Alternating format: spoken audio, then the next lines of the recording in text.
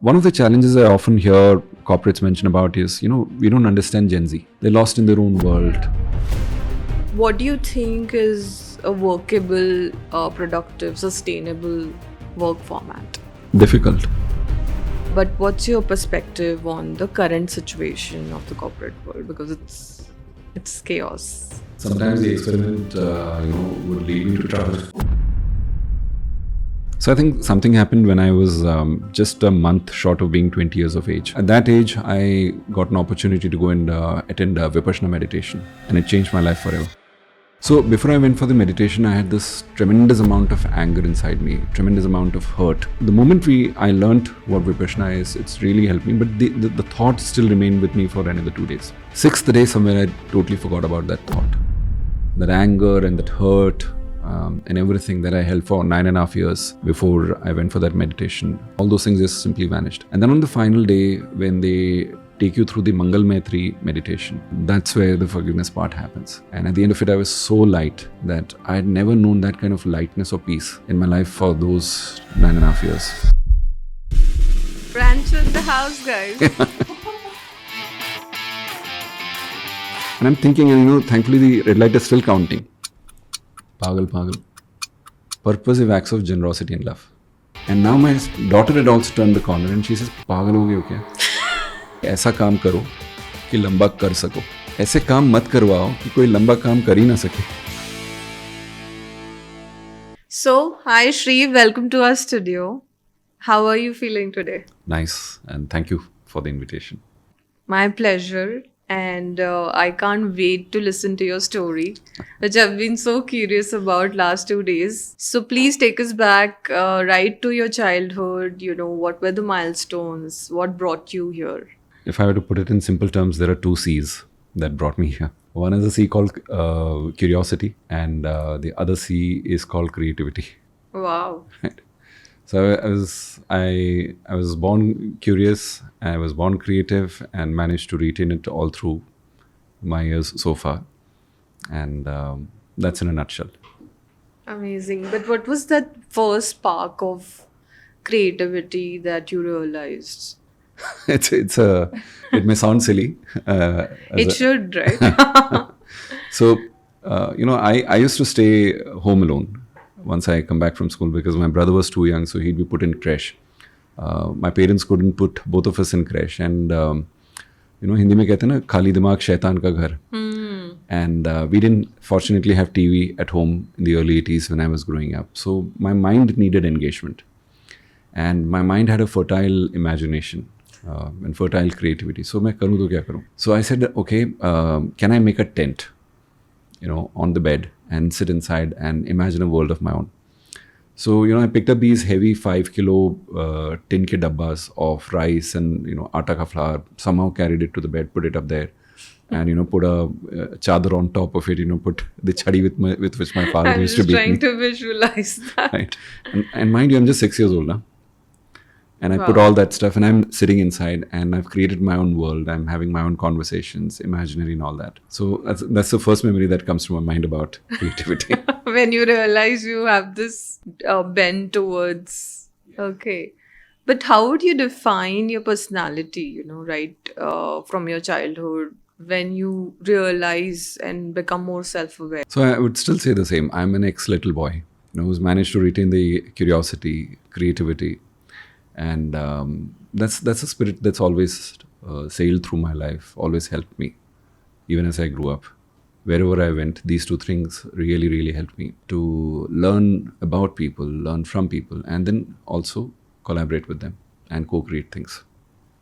So any specific traits that you remember, in your school days or with your parents, which has been reflected in your personality today? Same thing. I was very curious, and therefore I was always very experimental. And sometimes the experiment, would lead me to trouble. Yeah. With teachers and with parents, etc. Because they didn't know how to handle my questions. The questions I was coming from a space of curiosity, experimentation, etc. Sort of a rebel. Not a rebel. I mean, yeah, they would have perceived me as an inconvenient rebel. was always bugging them with questions. Why is it this way? How about we do it that way? So I was not essentially a conformist in that sense. Yeah. So that did create a lot of challenges for them and for me in return. But I would say I still managed to retain that inherent spirit that I think all children or most children are born with. Yeah. And that has helped me do things, get things in life which I'm very, very grateful for.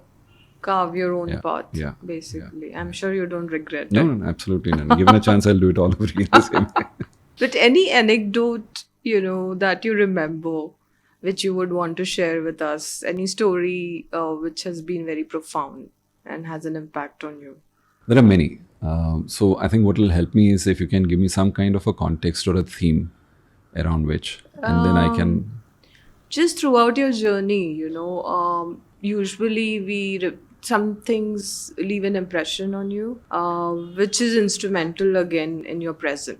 So something of that sorts. I get it. Yeah. So I think something happened when I was just a month short of being 20 years of age. There's an interesting backstory to it, but I'll come to what happened. At that age, I got an opportunity to go and attend Vipassana meditation, and it changed my life forever. I'm sure. Forever. Early on, I was able to learn and experience the power of forgiveness, forgiving others, seeking their forgiveness. And that really helped me. And that continues to still leave a deep mark on me. But what exactly happened? Like, how many days was it? What was the transformation you felt? The before and after? So before I went for the meditation, I had this tremendous amount of anger inside me, tremendous amount of hurt, and things were not easy. So when I went in there with a lot of anger to say, okay, I'll do this and I'll come back and tell you, hey, you guys are wasting your life. And look at me, I'm going to do meditation at such a young age and all that. And this remained for the first 4 days till they teach you Vipassana. And the moment I learned what Vipassana is, it's really helped me. But the thought still remained with me for another 2 days. 6th day, somewhere I totally forgot about that thought. That anger and that hurt and everything that I held for 9.5 years before I went for that meditation. Somehow all those things just simply vanished.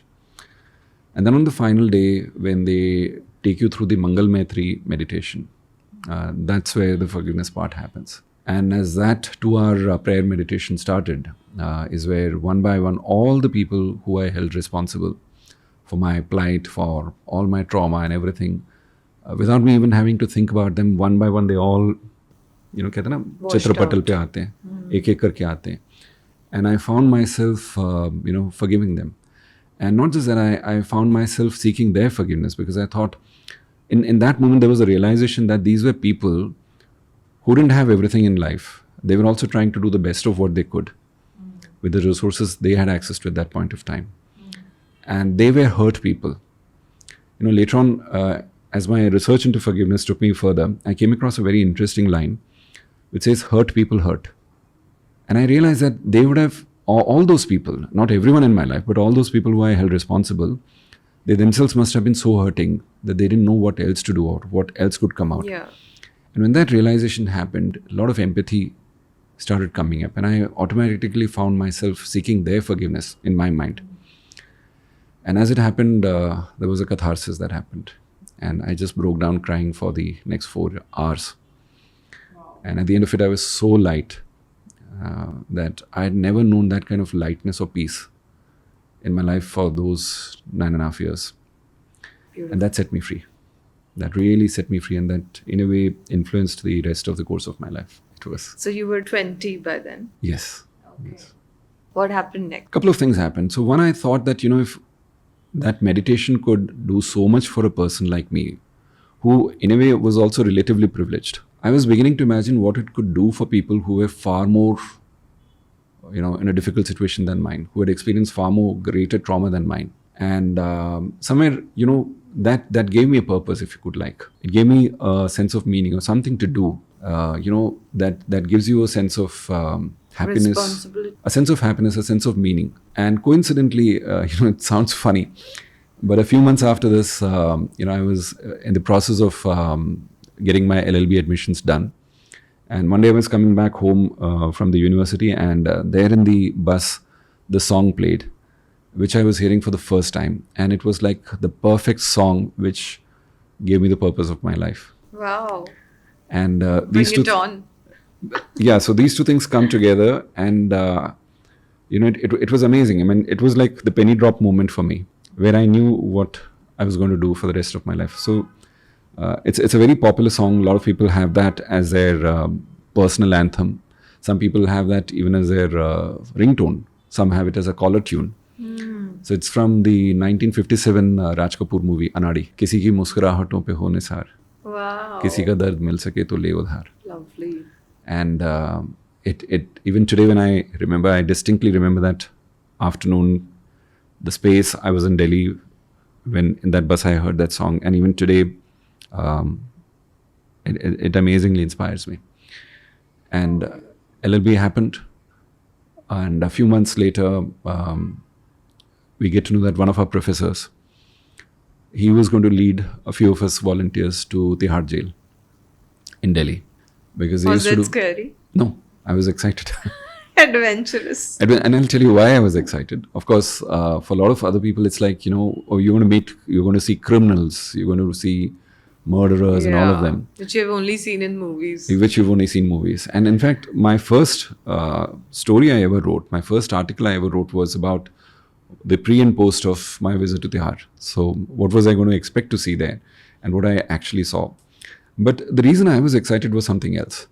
Because when Vipassana meditation ended at the center in Delhi, they had also organized a exhibition there, where they had shown pictures of prisoners meditating and doing Vipassana, and the change that had come on them. And So you had that correlation. yes, so I was like, मेरे में अगर इतना फर्क आ सकता है तो prisoners में और कितना आया होगा, वाकई में आया होगा कि नहीं. So when they said कि यहाँ तिहार में चल रहा है, I knew that तिहार में ये होता है, Vipassana होता है. So I was excited for that. So while many of the other students went around asking, अच्छा तुमने क्या crime किया है, तुम यहाँ कितने time से हो, I'm like asking all the people I could Are find. you meditating? Did you do Vipassana? What was your experience like? And which jail? So Tihar has many jails there. So I said, कौन से jail में होता है? And I was talking to the then chief law officer, Mr. Sunil Gupta. And he said, हाँ वो बहुत अच्छी चीज़ है, मैंने भी करी हुई है. So that was the excitement for which I was keen to go in there. Wow. And well, of course, then a lot of other interesting things happened in my life. I'm I think this was a major turning point in my life, I should say. Okay, so what brought you to corporate training? Like you've done law, and then I imagine you practiced it for few days. But what was that turning point to get into corporates? I think I'll answer the question, but to make sense of the answer, I need to share this interesting line from John Lennon. So John Lennon has written some beautiful poems, including Imagine. Oh, Imagine is my personal favorite. In fact, that is my personal anthem, you can say. Yeah. Yeah. And another poem he wrote was called Oh Beautiful Boy. Okay. And I got to hear this poem in an amazing book, in an amazing movie of mine, favorite movie of mine. It's a movie called Mr. Holland's Opus. I think I would have seen this movie sometime in 98, and where the central character, played by Richard Dreyfuss, sings this song to his son who can't hear. And he sings it with his voice and also in sign language. And it's a very touching, very inspiring, very moving scene. And towards the end of the poem, there was this line which sounded interesting to me, but I didn't know that line is going to come back to my life many times. So the line says, life is what happens to you when you're busy making other plans. So I had certain interesting plans, and those plans kind of kept pivoting, kept changing, and sometimes life happened to me. So I didn't plan to come into corporate training. My training career didn't start from the corporate sector. It started from prisons. Okay. The jails. The you jails, visited. right.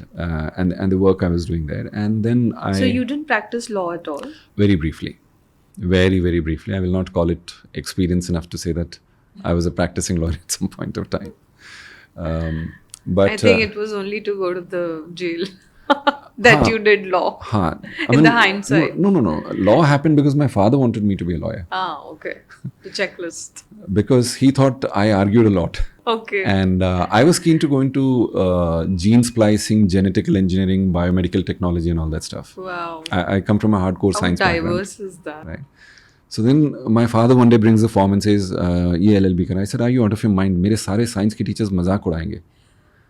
right? I'm keen on masters in genetical engineering and all. Yeah. He said, no, listen, you're very good at arguing and I want to put it to good use. So that you stop arguing with me. No. So he said, listen, 20 साल का गधा पाल रहा हूँ, right? Start arguing in a court of law than with me. Make some money At and least get off. make it productive. Yeah, and get off my back. Now I didn't have an answer for that, and I said, okay, let me deal with him. I'll give the entrance. I'm sure I'll flunk it because I'm going to clear the genetical The engineering other wala one, thing. yeah. Life had some other plans.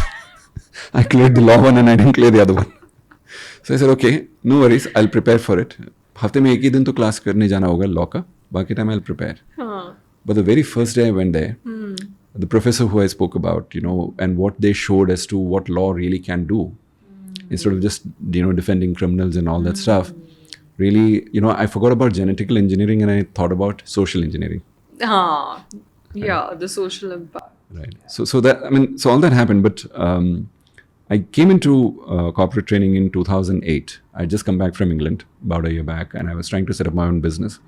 Failed big time because I didn't have a mentor back then who would help me understand the different mindset you need to go into entrepreneurship. Sure. Right.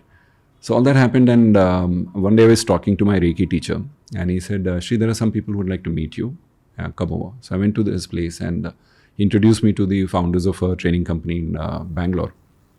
How old were you at this time? I was 31. Okay. No, 32 rather. 32. 2008. So they said, we want you to come on board. I said, listen, I don't have a corporate training experience per se. They said, no, we have a formula for that. We'll teach you through the 3I method.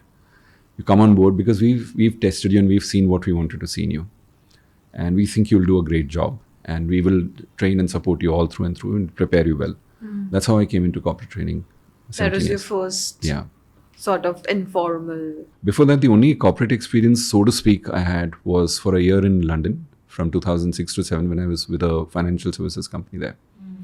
But otherwise, I didn't have any corporate training background. It was social work. Professionally. It was legal, judicial academy work, and many other things put together. So what was your first training topic? Do you remember that? It was on negotiation skills at Oh. IBM in Noida. Did you pick the topic? No. So Okay. that was on the calendar. Of course, I had 1 month of onboarding in Bangalore, and then I was trained. I sat through other trainers' programs, made notes, did demo presentations, was given feedback, was prepared well. So then when I came back, this was the first on the calendar, negotiation skills. How did you feel after that? Oh, it felt nice. Was Felt it nice. like, okay, this is it? I mean, did you feel like you belong there? So I'll answer it this. I felt this is also it. Apart from Yeah. everything Yeah. else. And it was fun. I mean, learning is always fun. Yeah. And I think one of the things that helped me in that job was my first boss teaching me and telling me that, Shri, if you go into a training room, don't go with the mindset that you're going to teach there. They'll have kind of experience which you will never have, which I'll never have. So, go with the mindset of also learning from them. Wow. As that's much very as- new, actually. Yes, as much as you're there to share, go also with the mindset to see what can you learn from there. And he said, I remember his words distinctly. He said, Shri, this is one industry that pays you to learn.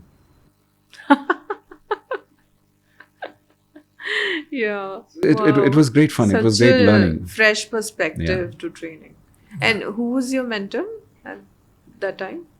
So there are many mentors, okay. but if you're speaking about the person, This phase. yeah. So this phase, of course, my Reiki teacher was there because he gave me a lot of encouragement. He was one of the greatest supports I've had in my life.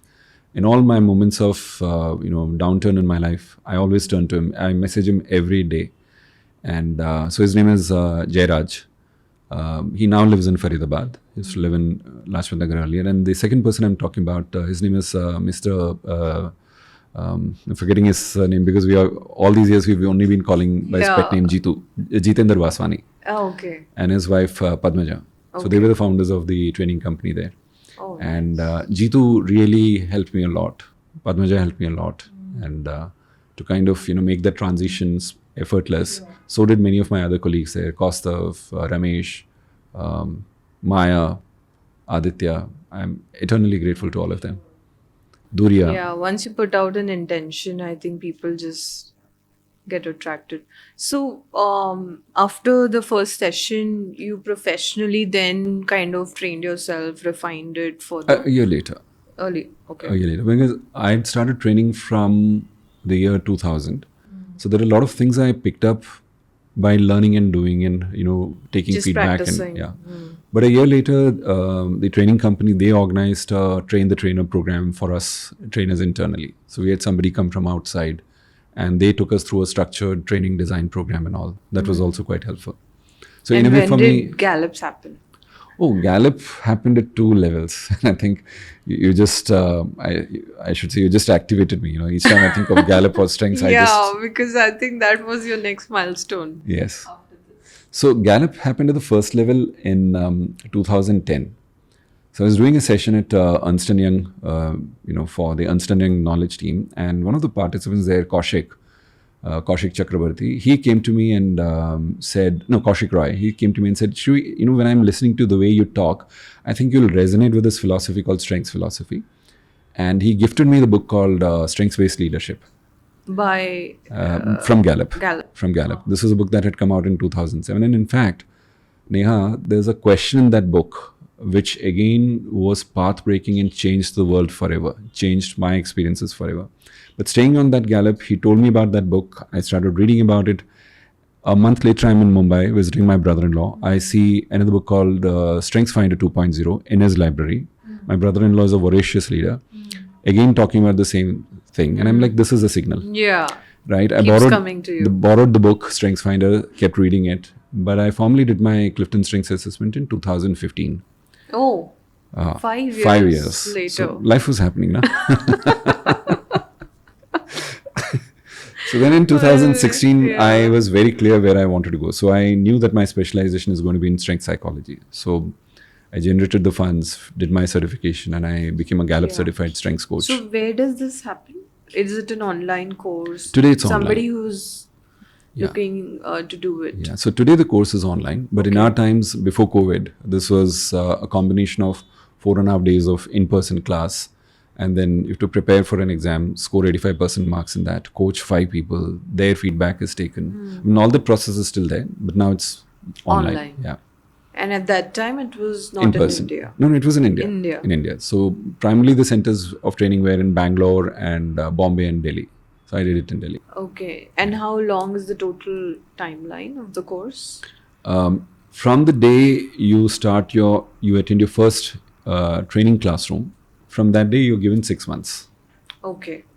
With the practical. With the practical, the everything. exam and everything. But there are people I've known, I don't remember the person's name, but there was one person who finished the end-to-end thing in 17 days. 17 days.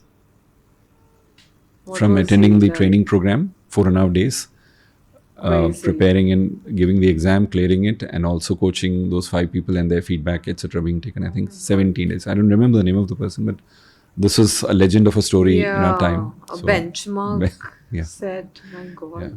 But Crazy. I took 5.5 months. Yeah, but it's good to be slow and sustainable Yes. also. So, what changed after Gallops in your method? Expectations from people became reasonable. If I have to put it in one line. The reason I say that, Neha, is because, unconsciously all of us are trying to see ourselves in other people. Yeah, Right. true. I'm like this, everyone else also should be like this or can be like this. A reflection. A reflection. But strength psychology very clearly tells us that no two human beings are made exactly the same. Each one of us is uniquely strong, right?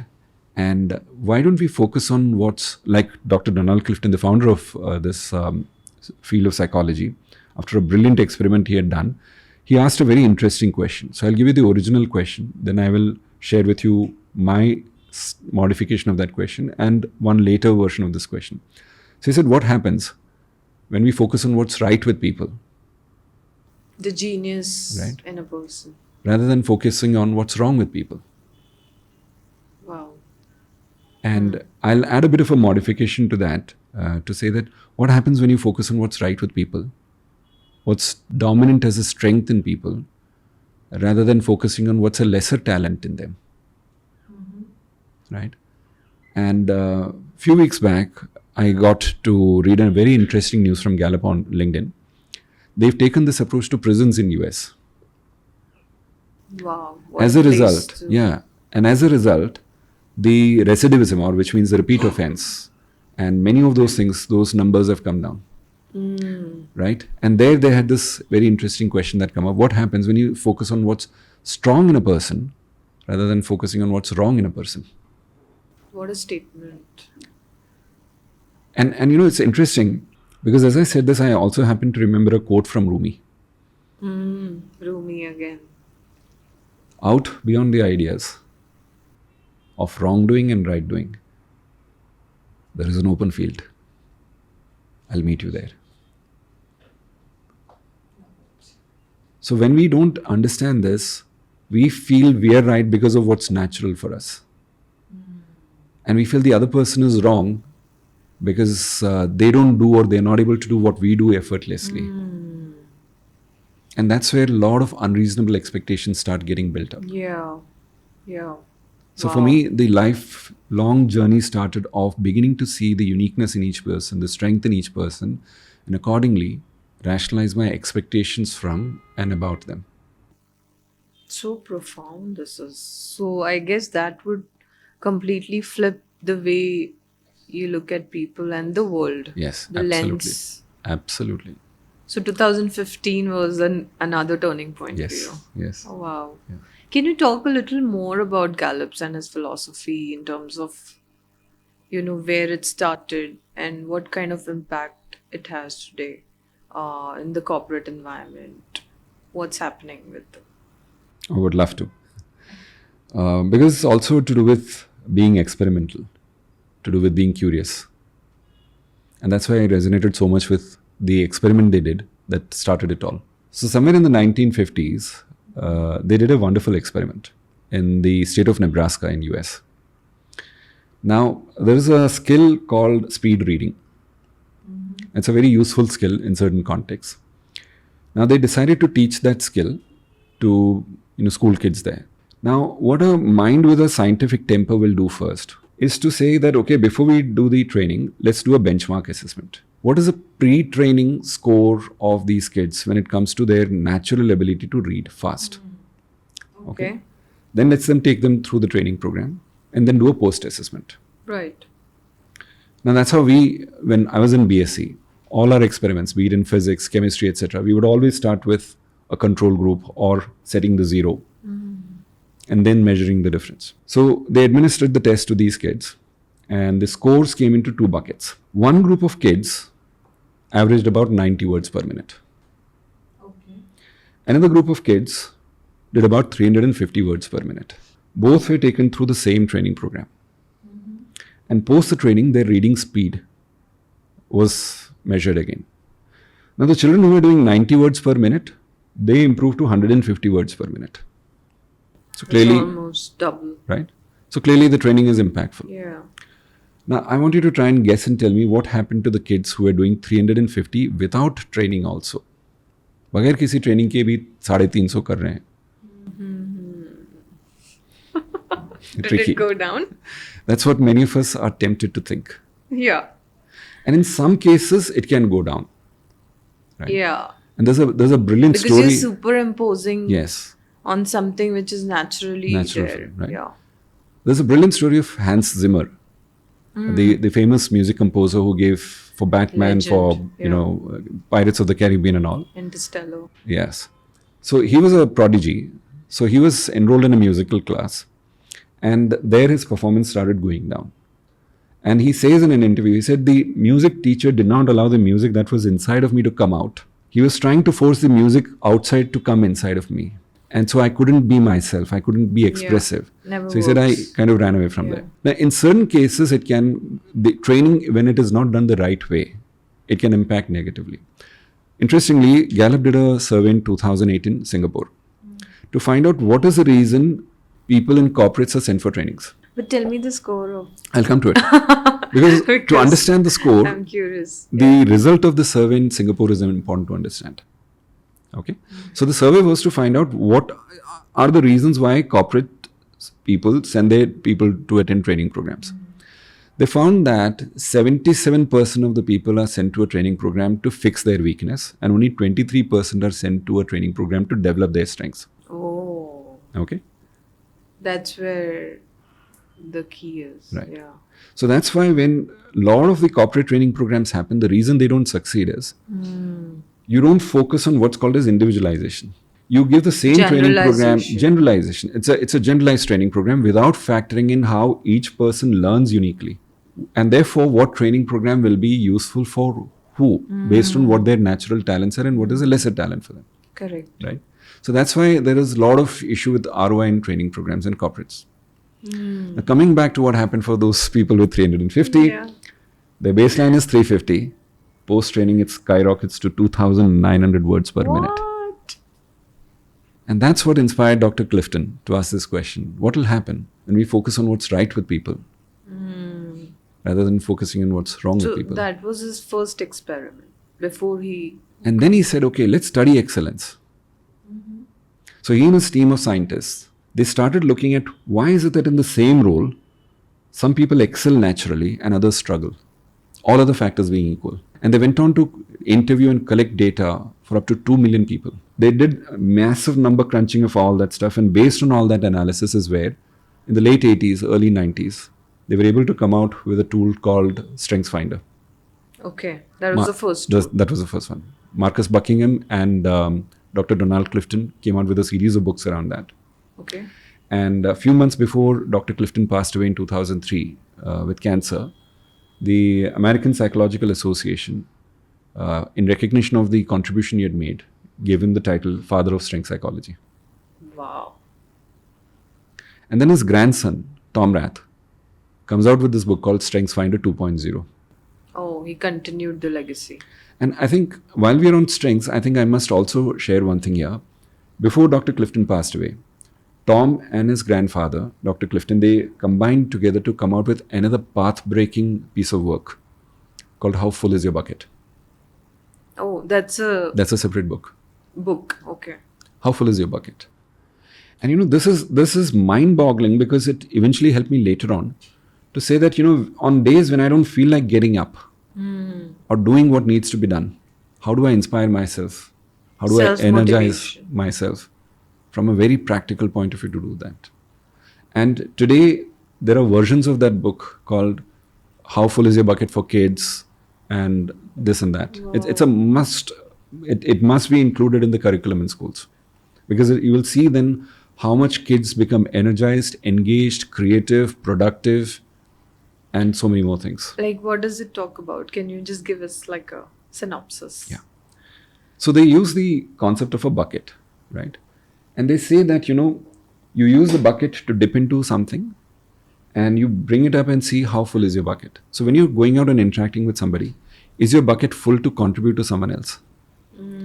Or are you so drained out that you're going to drain the bucket from someone else?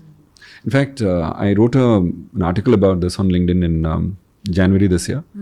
I was at Koregaon Park and I was having my breakfast there, and something happened there. A person called Jayesh was also having his breakfast. He did something very small. And for me, it was a great act of being a bucket filler rather than being a bucket drainer. And I told him as much. Then I came back to my room and then I wrote an article on this called How Full Is Your Bucket? And I titled this Jayesh Bhai Jhordar. Of course, partly borrowing the title from that Ranveer Singh movie. But unlike that Jayesh Bhai, this Jayesh Bhai was really... it's so relatable also. Was great. Yeah. Right. Wow, that must be fun. It was. So, again, coming to Gallups, today what all do they offer? And if somebody wants to train themselves in this corporate environment, maybe entering into this industry, what's your recommendation? So there are a lot of things they do. So at one level, they have the employee engagement survey called Q12, which is just 12 questions that will help you measure how engaged are your employees. Okay. Very important. Very important. 12 simple questions. And they look simple, but the assessment and the insights they throw up based on customizations and etc. is very deep. So that's at one level. Q12. Q12. Then of course they have the Clifton Strengths Assessment. Whether you do it for individuals, teams, organizations, etc., they have the coaching certification program. So interestingly, there are a lot of organizations today, I just remembered, which have gone the entire path of Q12 as well as getting their entire team running into lakhs and lakhs of employees, assessed for their strengths. Then, training programs done internally to convert those talents into strengths and train managers to work like a coach with the team member rather than as a horrible boss. Wow. So that the manager now focuses on the strengths of the team member and not just the weakness of the team member. Okay, this is really interesting. So, take me through the steps in the sense you said there is an individual assessment, right? So, if I were to do it for a team, what are the steps? Like everybody does it individually and then it's consolidated? Yes. Okay. And it has always got to start from the person at the top. Yeah, the And- founder. Yeah, because Gallup has also did an interesting research on how do you build a great culture, Okay. a strengths-based culture, rather. So we talk Okay. about culture at a general level for sure, Yeah. but they have done a lot of work around how do you also build a strengths-based culture, right? Yeah. And for that, there is a 5-stage process, and it says it always has to start from the top, from the CEO. The CEO and the CXO team needs to have a buy-in. They need to do it. Then you scale down, others do it, etc. And then, of course, the other 4 stages. So, let's say everybody has done the assessment. What's next? Then you need to take the service of a coach, whether it's somebody who's deputed from Gallup directly in India or abroad, or whether you hire the services of a certified coach yourself, Right. or depending on the number of people in your organization, how many coaches do you hire. They help you make sense of your individual report, the team strengths grid, individual coaching, team coaching, and then depending on the size of the organization, what Gallup also recommends and which I completely endorse is, you need to get some of your internal managers certified as a strengths coach, Okay. so that they can kind of take this deep and further and wide within the organization, Got so it. that it becomes part of the entire culture there. So, what I understand is based on the assessment, you of course get the strengths of the team, and then you basically make the organization structure, right? Based on the roles and responsibilities Part that of it. would suit their strengths. Part of it, not completely, because what happens is, rightly, Gallup cautions us against looking at a person's strength report to only see what roles they'll be great at. It has scope and impact far beyond a role a person may be most naturally suited to doing, Okay. right? So ठीक है, role fitment कर लीजिए आप, but don't restrict it there. And that's where the insights You build come on out. it. Yeah, you build on it, and that's where the coaching insights, the coaching conversations, really help leaders to say, okay, what more can I do to create the environment, just like you've created this environment, that brings out the best in my team members without me having to push them or chase them. So it also guides me for on the environment, everything, the culture, Absolutely. like you said. So there's a Absolutely. separate course for culture building, Yes. or it's okay. I mean, of course, it's part of the same process, but there are elements of how do you build a strengths-based culture. So those are the things we get trained and certified on, and then we go and develop it, work on it. And if the scale of the organization is large, then Gallup itself brings its own team on board. And then they always say, don't remain dependent on us forever. Get your internal managers, some of them get trained and certified as coaches who can then take it down further. Take it ahead. So you said there are 5 stages. Can you take us through those 5? I don't remember it offhand. Okay. But I remember the first and the last one. So first is Sure. start from the CEO. The second is finally they embed it in the culture. Right. And there are these conversation formats, frameworks, structures they give you. So for example, if you're a leader, if you're a manager, then how do you have a conversation with somebody who's new to the role, or when a new goal is set? So there are 5 coaching conversations which managers get trained on, or leaders get trained on having with their people one-on-one or even collectively. So bunch of documents, almost 24, 25 documents that you can, frameworks that you can work on and use. Wow. Yeah. So it's It very also deep, very deep. includes the hiring process, guide to getting the right resources. No, Gallup cautions us against using Clifton Strengths for hiring or promotion. Okay. For that, they have a separate tool.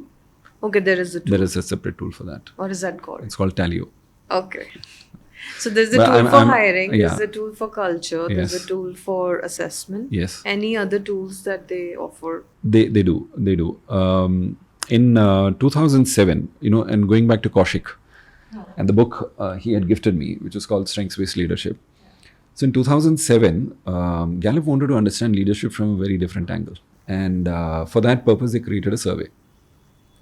And the interesting thing about the survey was it had just 2 questions. And the second question there was why.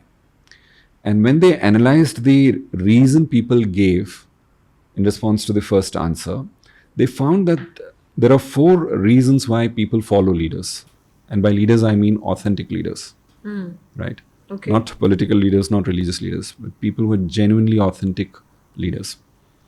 And when they found what those 4 reasons are, recently, so we coaches get to, and we must also go through continuous learning and upgradation process. course, So yeah. there is this internal learning, calendar, etc. for Yeah, us. the constant feed. Yes. So I was going through that, and I was so positively surprised to see that they've now built an entire assessment on those 4 core needs, and seeing how those 4 core needs vary, their scores vary on different demographic factors, age, industry sector and all that, which again gives, a feedback to organizations, to leaders, to say that out of these 4 needs, which are already being met, which are not yet met, how do you help, look at the individual Clifton Strengths report of your team members, of your own leaders, to help see how do you improve your scores on those elements, etc. So they're continuously going deep and wide with their, continuous research. So would you share the 4 pillars? Yes. But to share the 4 pillars, it'll make sense because, without that context, those are just few mere words that we've heard enough and more, and therefore get trivialized. They'll make sense once you understand what was the question. Yes. Let's first start with that. Yeah. So the question they asked more than 10,000 respondents was, who's your favorite non-political, non-religious leader who's had the most positive influence on you? Each of these words are very carefully chosen. Yeah. Speaking just about the positive part of the influence, because otherwise it can be manipulation also. Influence can be negative also. Yeah. And we've seen enough and more examples of dictators and politicians and other people, Of course. who create cults and everything. So then people responded to that question. They took somebody's name or the other. What was your answer? There are many. There are One many. that you remember. Yeah. I know I'll not do justice if I don't mention 2. Sure. So one was my late mentor, Sri Radhakant Saxena sir. He was a former IG of prisons in Rajasthan. We shared the same birthday. We met on our birthday. What? And he was one of the tallest role models, tallest benchmarks in my life when it came to grace and dignity. How do you behave with grace and dignity even when the whole world is trying to pull you down? He was one. And the second, I would say, is a person called Narayanan Krishnan, who's the founder of this organization called Akshaya Trust in Madurai. An amazing story, and there are many more. Third I'm is sure. Yeah. Udaybhai Jadhav, an auto rickshaw driver in Ahmedabad. Right, they all meet that criteria. Wow. So when they analyzed the reason why, they found that the reasons come into 4 main pillars, in no particular order. As in why I follow this leader. Follow this leader. Okay. People follow those leaders who understand that every person, every follower, every team member has these 4 core needs. Whether they state it expressly or not, Okay. they have it. And the leaders then try to meet these 4 core needs in as an individualized manner as possible with every one of the team members. So they don't follow the same method with every team member. Everyone, So yeah. everyone will have the same need of trust. But what does trust mean for a particular person is very different from what it means for another person. So it needs a very customized, Individualized. personalized approach. So we help people to understand what does trust mean for team member A, B, C, and D, and how do you use your strengths as a leader to meet that need in an individualized manner as possible, right? So the four core needs in no particular order: trust, hope, stability, and compassion. When people have conversations in organizations or with their bosses, have you ever heard somebody come and say, boss, meet my need for stability, meet my need for compassion, meet my need for trust, meet my need for hope? I don't think they have the voice to do that. Right. Yeah. One is the voice element. The second is they don't have the training to convey their challenges in the language of needs. We've never been taught the language of needs, the syntax of needs. Especially in India. You know, I was watching something and somebody said that he migrated from India to US to study. And the first time in a classroom, he was so amazed to see that the students are allowed to ask questions, which never happened in Indian schools.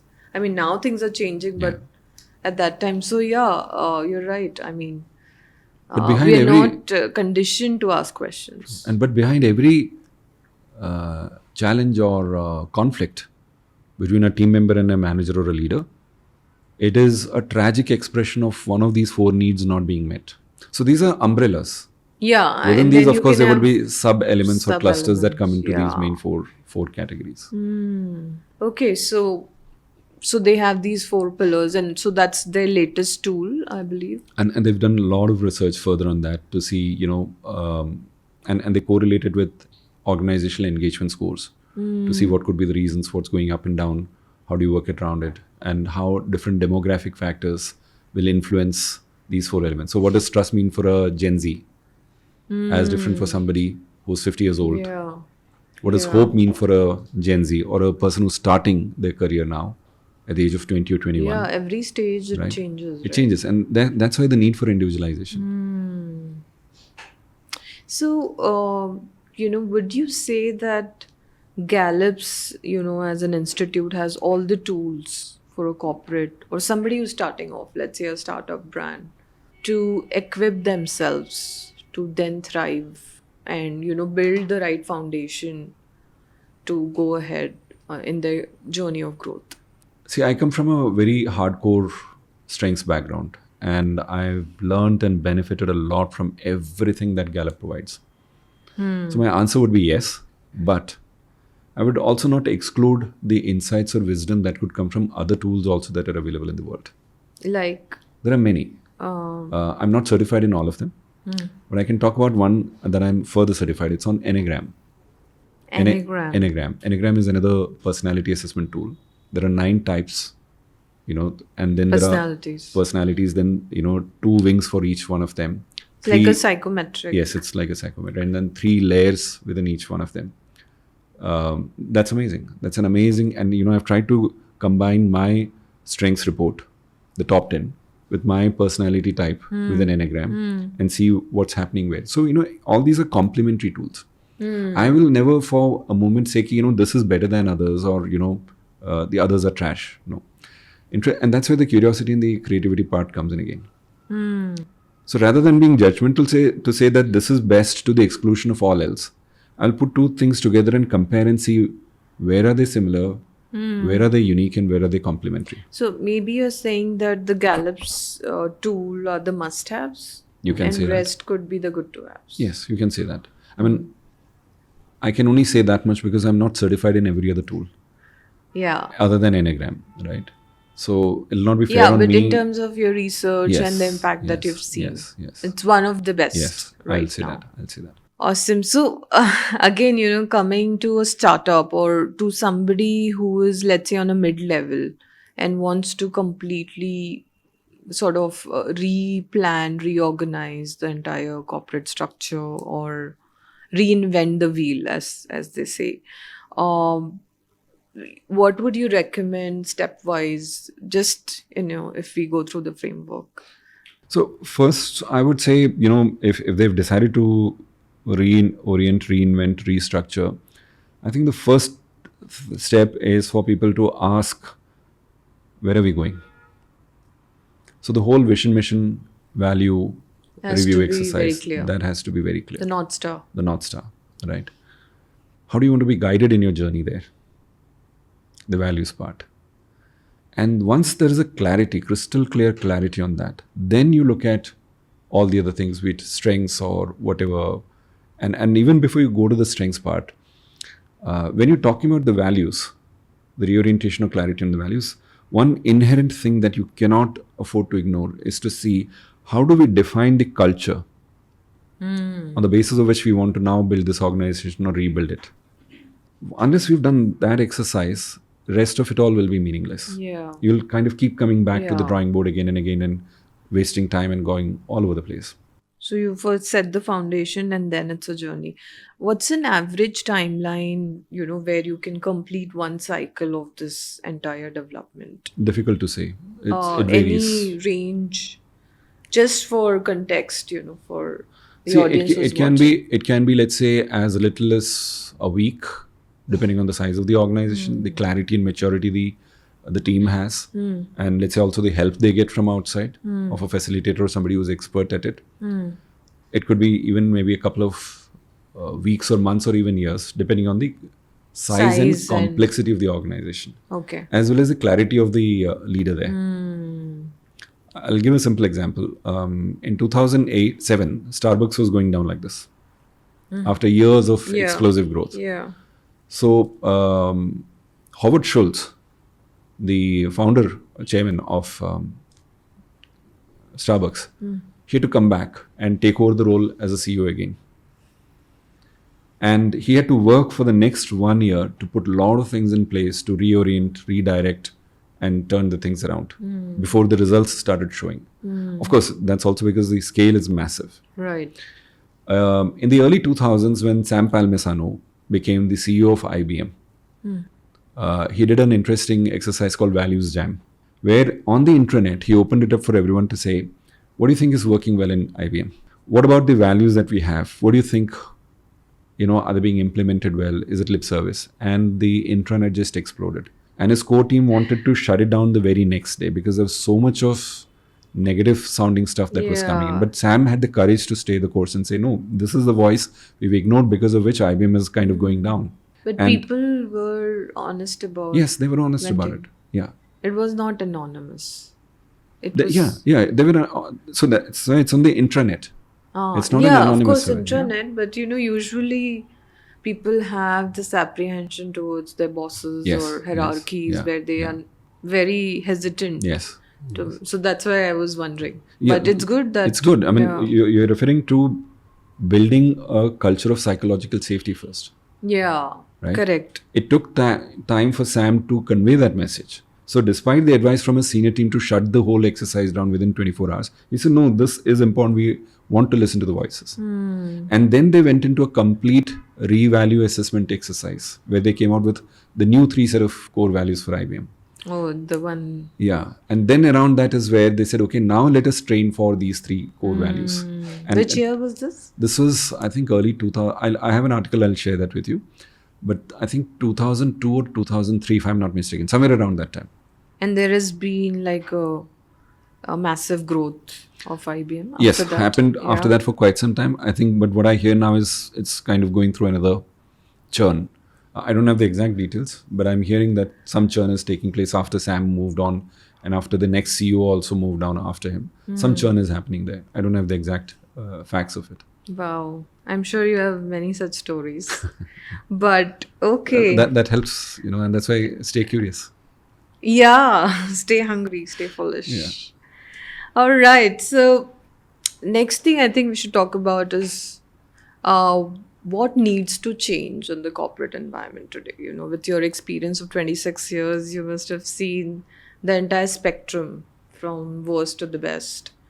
But what's your perspective on the current situation of the corporate world? Because it's chaos, Not just chaos, it's also unhealthy. big time. And it's affecting people, their lives, their health, their relationships. And if I have to use a term that corporates are interested in hearing, their productivity and their balance sheet. Yeah. I think if I were to look at what needs to change at a very basic level, is to go back to those four core needs that Gallup discovered. Can we build an environment and culture where trust is high, people find stability with you, in you, to be there with you for long, they have hope to stay with you for long, and they want to stay with you because they experience you to be a compassionate organization. And one of the sub-elements of compassion would be psychological safety. And one of the sub-elements of any one of them is that as a trade-off for me coming to work here, will I have to compromise on my work-life balance? Will I have to compromise on my health and my integrity at the body, mind, soul level? Yeah. And it should not feel like a trade-off. But that's what is happening. Yeah. That's what is happening currently in many places. And some of the startups are responsible for this as much as the legacy organizations also. You'll see the same culture in companies across the spectrum. Yeah, I think the startup term itself brings that baggage of, very unhealthy hours of work, and it's become like a fad or a trend for people, which I sit and wonder, as a founder myself. I'm like, is that even required? I mean, things can be done. Probably. I was sharing something with Parul before the start of the conversation. Let me rephrase that in our context. I think it'll help if startups or legacy organizations understand something that's very common sense. कि ऐसा काम करो कि लंबा कर सको. ऐसे काम मत करवाओ कि कोई लंबा काम कर ही ना सके.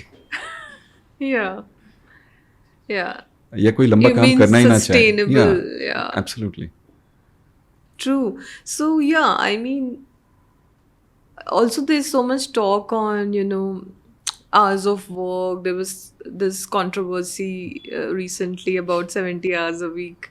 90 hours also. 90 hours, my God. So, what's your view on this? Like, how would you define work-life balance in terms of practical implementation, number of work hours, and how does a person or an organization make it most productive so that, we don't have to deal with this unhealthy work culture? So there's no straight answer for that, because it will depend on a number of factors. What's the nature of work?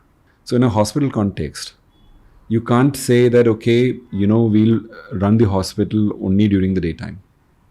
Yeah, so let's just stick to corporate. So I'm saying today, corporates are also taking over hospitals. Yeah. Right? Okay. Yeah. Yeah. So I was using in that sense. Sure. So, it depends on the nature of work you're trying to do. So, for example, during COVID times, certain companies had to run 24/7. Those who were producing certain pharma and other things, etc. So there are a number of parameters we need to figure out. And that's where, again, individualization or customization comes in, to be of such importance. So I have a mentor here in Pune. Her name is Mrs. Kusum Gandhi Vig. And she has this favorite line. She says, specific is terrific. And there's a corollary to it. To generalize is to trivialize. So what happens is, when we're looking at a formula, we're trying to find something that is general enough that will work everywhere. Yeah, it's an easy way to go. Yeah, but the problem is, for someone from a science background, we'll find it easy to understand that when we studied science, you're taught formulas. A formula has two elements, constants and variables. Yeah. So unless we factored in all the variables on a case-by-case basis, we cannot say, okay, this is a straitjacket formula that will work everywhere. True. But the interesting thing is, while you try and figure it out, what is it that we are doing in the environment within the corporate staff where at least the inefficiencies are not going up? So that there are no further punctures and holes that are being put into a person's productivity. Right? Yeah. So if we were to talk of a, practical formula, since you mentioned and you gave that example, let's say 5 days a week, like, what do you think is a workable, productive, sustainable work format? Difficult. I mean, Difficult because there are so many parameters that would come Let's in. take IT sector for now, because like you said, specific is terrific. Okay. So let's be You got me. specific. Yeah. Yeah. Yeah. So let's say in an IT environment, what's the ideal format? Difficult to say.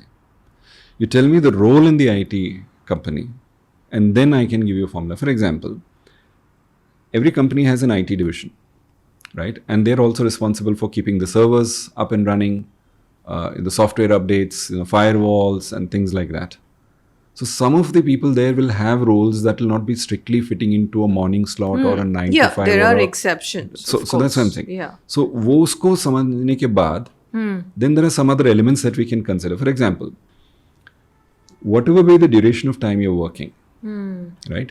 During those hours, are you creating an environment which encourages people to take enough and more water breaks? Are you creating an environment that encourages people to get off from their seats and walk around or stretch every 20 minutes? So that your lymph system works properly?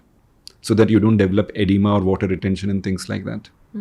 Are we encouraging our people to take frequent, breathing breaks? Are we doing something that will help people to practice mindfulness? Are we doing something enough to help people develop a culture of gratitude? Are we doing, and in a nutshell, what I'm trying to say is, are we doing enough that will trigger the release of oxytocin and endorphins in our people enough that will help them reboost their immune systems? Simple rituals. That's all it takes. So whether somebody is working from 9 in the night to 4 in the morning or whatever else, and even when we're doing that, are we trying to find out what is a person's individual body type? What is a person's bioclock like? What is a person's diet, which may or may not contribute to the person's health and therefore the productivity at the role they're doing in? So if we factor all that in, and very importantly, because you mentioned IT, many years back, I'll not take the name of this company, many years back, I had a certain engagement with a certain organization. And this is representative of most of the organizations today. Sure.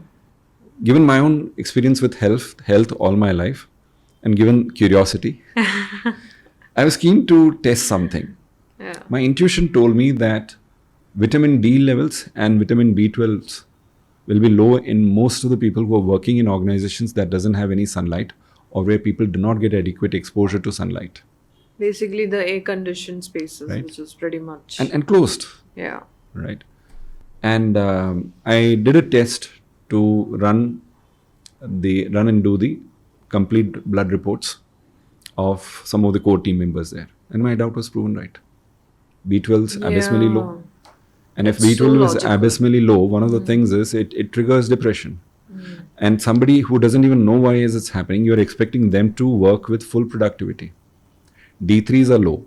There was one particular case where a person's testosterones were abysmally low. And the person was sluggish all the time, was not able to work, couldn't concentrate, was feeling fatigued all the time. And in this particular person's case, testosterone, B12, D3, cholesterol, the LDL, they were all crazy off charts. Okay. So environment is one. Then you spoke on daily rituals, simple methods. What else can be incorporated, you think? I think there's no limit. What are to the it. gaps? No, there are no limits. But I think once we get these basics right, then the other doors open and they would make sense. They would make sense then. I agree. Okay. So a segue to this would be, what are the must-have values you think a corporate should have, or can have, which are important and fundamental to the growth? So I think let me answer it this way. We looked at those 4 pillars: Yeah. trust, hope, stability, and compassion. Yeah. People will automatically gravitate towards any environment where these 4 needs are met. They will stay there for also long there. Accordingly, Whether we find all the values immediately here and now or not, but it's an invitation for any organization, any founder, or any leader, or even a manager within a team to say that if I were to create an environment where trust, hope, stability, and compassion are at a high level, then what would be the guiding values? Which value would guide me or inspire me to build an environment of compassion with and for each other? I'll give an interesting example. Yeah. So 2.5 years ago, I was doing a session in Colombo. This is for the Great Place to Work Institute in Colombo. They'd called me over there. And this is like an open workshop. So where there are people from different organizations who are coming in attending. And around 3 o'clock in the afternoon, so if I'm addressing the gathering like this, so at about 11 o'clock from me, there was this person who was sitting there silently throughout. But something shifted in her. And she said, Sri, I'd like to share something. I said, yeah, please do. She said, Sri, you're coming from India. You would understand that our country has gone through a lot of trouble in the last many years, economically, politically. And you would have seen those lines for, petrol, cooking gas, and everything. I said, yeah, I'm aware of it. And she said, I'm a DGM HR, but I also work as the CHRO of Domino's Pizza in Sri Lanka. And one day I came back home and I was talking to my husband and my daughter in our kitchen table area. And I was just talking aloud about where is our country going. A lot of people have also started migrating outward. And also, I was talking to some of the people there and they said that, Sri, while those long lines are gone, but it will take us another 10 years before our economy finally stabilizes. So there's a lot of chaos, there's a lot of uncertainty that is going on. Okay.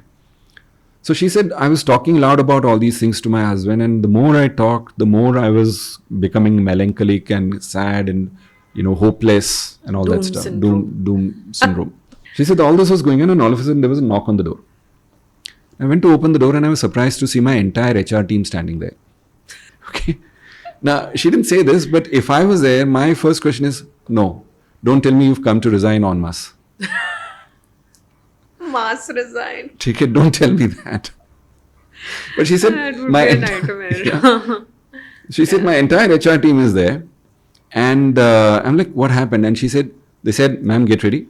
We've come to take you and the family out for a movie and a dinner. And she said, before I could even make sense of it, they kind of just came into my house, got my child ready, got all of us ready, and they took us out to a movie and a dinner. And as she was saying this, her name is Shaila Aravindan. She now works as GMHR of another company called Richardson Holdings there. As she started saying this, she started choking and crying in the session. Now you tell me, which of those 4 values of Shaila as an individual were met by her team? Compassion. Compassion, yeah. And when she sees a team do like that, she'd have more hope. Yeah, true. Her trust in her team members go up. And together they can do things that will bring in some degree of stability somewhere. Oh, yeah. But all of this would not have happened had Shaila not done something before for her team, which inspired her team to give her a return gift. So I will leave it open here for people to say what can be those core values that will increase these factors. But I will say one thing for sure. The core value is around respect, creating a culture of mutual respect. And one of the ways it happens is, can we actively develop a culture of becoming and getting curious about each other to see what is strong about this person, what's unique about this person, what can I learn from this person. So what I'm getting here is the 4 pillars that you mentioned, and I think a lot of sub values would stem out of it. Yes. And yes. that's how you build your foundation. Yes. Which is the right start. Yes. And of course the way ahead, and then you continue to do that. Yeah. All right. So coming to self-motivation, which I think most of us struggle with. But what are some of the tools that you would recommend somebody who's struggling to keep themselves? And especially for people who are not able to get a mentor or a guide as of now. So before I come to the tool, I think an important thing, because that's what really helped me. That's what has helped a lot of people I've coached, is to first get a health check done. Because many times motivation is also a factor of our internal hormonal health parameters. True. Right? So unless we know that and we fix that, any number of processes, practices, coaching, mentoring, and your own practices that you do will always hit a boundary wall and hit a ceiling, and you'll get even more depressed. You'll Yeah. become even more disheartened first. Yeah, I agree. So the first thing is health checkup, Absolutely. which includes the BMI, Everything, HRVs, everything, all the indexes. everything, all the critical parameters, Okay. right? Let's say you've done that, you've taken care of it, or you're in the process of addressing it, etc. Then the next thing is, even for someone who's not finding a mentor right now, my sincere request to everyone is keep at it till you find enough. I'm using the word enough, which means one is not enough. You need to have more than one mentor. Yeah. You need to have more than one well-wisher. So I have what I call as the board of well-wishers. Love that. Yeah, usually companies Yeah. have board of directors. Some have board of advisors. I have a board of well-wishers. I'm so going to use that now. Thank you. Yeah, please for do. sharing It's copyleft. Okay, Right? so And my board of well-wishers have so Yeah. many mentors, guides, coaches, well-wishers, sure. friends. I And can- I have an interesting agreement with my wife. Right? So I told her that anytime you see me going so down that you can't handle me anymore, or you're not able to motivate me, just remind me to talk to one of These board members. these board members, and they will tell me, or they will help me kind of come along, bounce back. Because what I usually do with them is I say, this is what is happening. Tell me what I'm not able to see. Ask me a question that I need to hear. Yeah, it works. Right? So there is no substitute for that. So while you do that, and you will take a lifetime before you come across authentic, genuine well-wishers, mentors, etc. I'm still in the process. I'm blessed to have many of these mentors.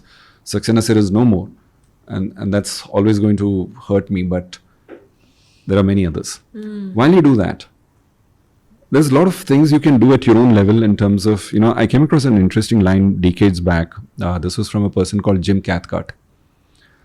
So Jim says that all leadership starts with self-leadership. Yeah. Right. Powerful. Powerful. So the question is, what am I doing to lead myself? Not to become a leader or whatever, but just to lead myself. It's essentially a question of responsibility. What am I going to do to take my own responsibility? And what are the questions I ask?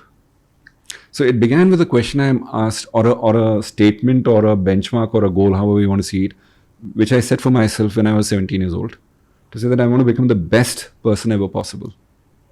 Wow, best version of yourself. Best version of myself. And in that I said, so okay. relate to that. Right? And I said, in that, let me see who all do I go and talk to teach me ways in which I can do that. And of all those initiatives, I'll name one thing that has made the most profound difference to me. So in 2008, I met this amazing human being, an amazing meditation teacher in Noida. His name is Dalip Shankar. He's an actor, he's a singer, he's a director, he's a producer, and yet someone who chooses to remain under the spotlight, or away from the spotlight rather. And for people to know some of the roles he's done, he played a pivotal role in the Pankaj Tripathi movie called Kadak Singh. He played the role of Colonel Zaidi in one of the OTTs that had come on Z Cinema, I think 2-3 years back. Colonel Zaidi of ISI in Pakistan. He played the role of a doctor in Delhi 6 who resuscitates Abhishek Bachchan in the ambulance, and so on and so forth. Amazing human being, and I'm blessed to have him as one of my role models, guides, mentors, well-wishers, and all that. So in 2008, I was a very, very, very angry young man. Angry at the world. And I would get easily triggered and pissed off with anything that is unfair or anything that's unjust in the world. And I would go to him and I would just, yap. And Dilip ji, ye galat hai, Dilip ji, wo. And he would just silently sit there and listen to me. So for people with a default value of fairness, This keeps coming. rage is a constant companion you need to deal with. Yeah, I can relate to that. So I'm going and talking to him and, you know, venting and all that. And some 6, 8, 7 sessions I've like that. 6, 8 Sundays I've gone like that. And finally one day I do like, I've said enough. okay. And he's waiting. And very patiently after a few seconds he says, Sri, always ask yourself this question, that out here, are you in a constricted space or are you operating from an expansive space? Just do this check for yourself every time. And he also said, you know, Sri, remember in life you always have choices and consequences. He didn't elaborate further. I went home and I thought about it. And I said, yeah, in his presence, I've always experienced expansiveness. So my responsibility now is, what all can I do to make sure that I, you know, put myself in a state of expansiveness as often as I can. Where others in your presence would feel expansive as well. It didn't strike me at that point of time. It was more for me to say that, okay, and again, much later I discovered Rumi's quote that we shared again before. Right? Yeah. So but my simple daily ritual was that what can I do to keep myself in a state of expansiveness as often as I can with all my human limitations. And there began an interesting journey of exploration, experiments, creativity. And today I can say that more often than not, on a daily basis, I'm able to check myself. And that's where mindfulness becomes so helpful. And mindfulness is so important in corporate organizations. And that's why today you also have something called mindful leadership. You have organizations like Search Inside Yourself Leadership Institute. Right? So can we be more mindful to find out where are we slipping off? Where can we bring ourselves back? Where are we at our best? So I said, increase the frequency of being mindful to say, okay, am I constricted or am I expansive? If I'm constricted, what do I do to put myself there? And then see my work, see the world through that lens. And what's an indicator of feeling expansive for somebody who is not aware of it? How do I know that I'm feeling contracted or expansive? Right. So it's easy to understand both these things. So you will feel contracted when you're feeling upset. Low, basically. Low. When you're sad, when you're angry, when you feel jealous, Competitive, and all those things, right? All those things. And when basically the negative spectrum of emotions. more or less you can say so, right? And you will be expansive on the other hand when you feel joyful, authentic joy. When you're feeling blissful, when you're feeling happy. So for example, like our friend Manish Freeman does. If you essentially look at what he's trying to do is to create that space of expansiveness in as many people as he can. Oh, yeah. And helping people discover a simple tool through which they can do it through the form of non-competitive games. True. And it comes from such a place of purity, which you can feel in his session. And there are different methodologies through which you can do that. But the tools will become useful only if we have practiced and developed mindfulness enough to catch ourselves when we are slipping off. And for durations when we are not able to do that, have we surrounded ourselves with people in our life who are our well-wishers and say, you know, the moment you catch me going down, just alert me. I think a lot of people will benefit from any other tools that you want to share apart from this for self-growth motivation. There are Like many. I know that you use a lot of music, movies for your own sort of fueling up. Yeah, I do. Anything on that perspective Okay. as a tool? I'll tell you something. It may On a sound, more, it may fun. sound very ridiculous, silly, and funny, but it works. So there was a point of time when I used to maintain an Excel sheet, which I call it my personal accountability sheet. And the name I had given to that Excel sheet was Kiya Kya. And Kia as in an acronym, KIA all in capitals, right? Okay. Because what happens is, I mean, of course, I was in the L&D space, I still am, and therefore it is easy for me to understand that there is something called as a knowing-doing gap. Merely knowing something doesn't mean that you automatically start doing it. Merely going and attending a training program doesn't mean that you apply it. Merely because you're a trainer, it doesn't mean that you automatically start applying it in your own life also, right? So there's always this knowing-doing gap. So I created this practice for myself called Kiya Kya, which means knowledge into action, Kiya Kya. Wow. Oh my God. Right? One of the best things I've heard. ठीक है? Again, copy left. हाँ, copy left. Next time you see a sheet. नहीं, see, the funny part is, many years ago, I used to come to Business Bay in Pune and to do sessions for Deutsche Bank Operations International. So at the parking lot, they had these wonderful cartoons. And this is also telling commentary on the corporate. So उसमें एक cartoon में it said something like this. I still have the photo of it in my laptop. It said something like this. Most of the things in the world are free. Our job is to see how we can monetize them. Yeah. Procure it for free from people and sell it back to them. I mean, technically, that's what everyone is doing. Right? And one of my greatest role models in my life, Nehha, was a person, an African-American scientist by the name George Washington Carver. Another person, Dr. Jonas Salk, who invented the polio vaccine. Both these people never patented any of their products and left it available for a lot more people to benefit. Wow. Okay, so therefore copy left. Okay, so So kiya coming kya? back, किया क्या मैं बताता हूँ किया क्या. So at different times of the year, or let's say different years, based on what I was going through, what I was struggling with, or what I needed to do, I would list behaviors in it. Right? And ask myself कि आज ये किया क्या कि नहीं. Some would have more frequency to be done on a daily basis. Some would be needed to be done on a weekly basis or something like that. So I put it. And उसमें कुछ और items थे bottom में. आज 3 litre पानी पिया क्या? Yeah. Right? दूसरा item था. Did I laugh enough today? Did You I often laugh forget. enough today? Yeah. Right? I don't think we have given enough serious thought to the significance of laughter. Yeah, I often wonder why. I'll tell you why. Much before WhatsApp University came into being, there was something called as the email university. Yeah. Yeah. So all the WhatsApp forwards that happened today used to be through emails. Emails. I remember distinctly a month after 9/11, I somehow lost that email today. I got an email forward from someone and it said something very beautiful. It said, "You don't stop laughing because you grow old. You grew old, Because you stopped laughing." You look at Amazing. the work of Tony Buzan, the founder of Mind Maps. He has a very interesting, in fact, 2 interesting books. One is called The Power of Physical Intelligence, which is all about body and health and etc. There's another book called The Power of Spiritual Intelligence.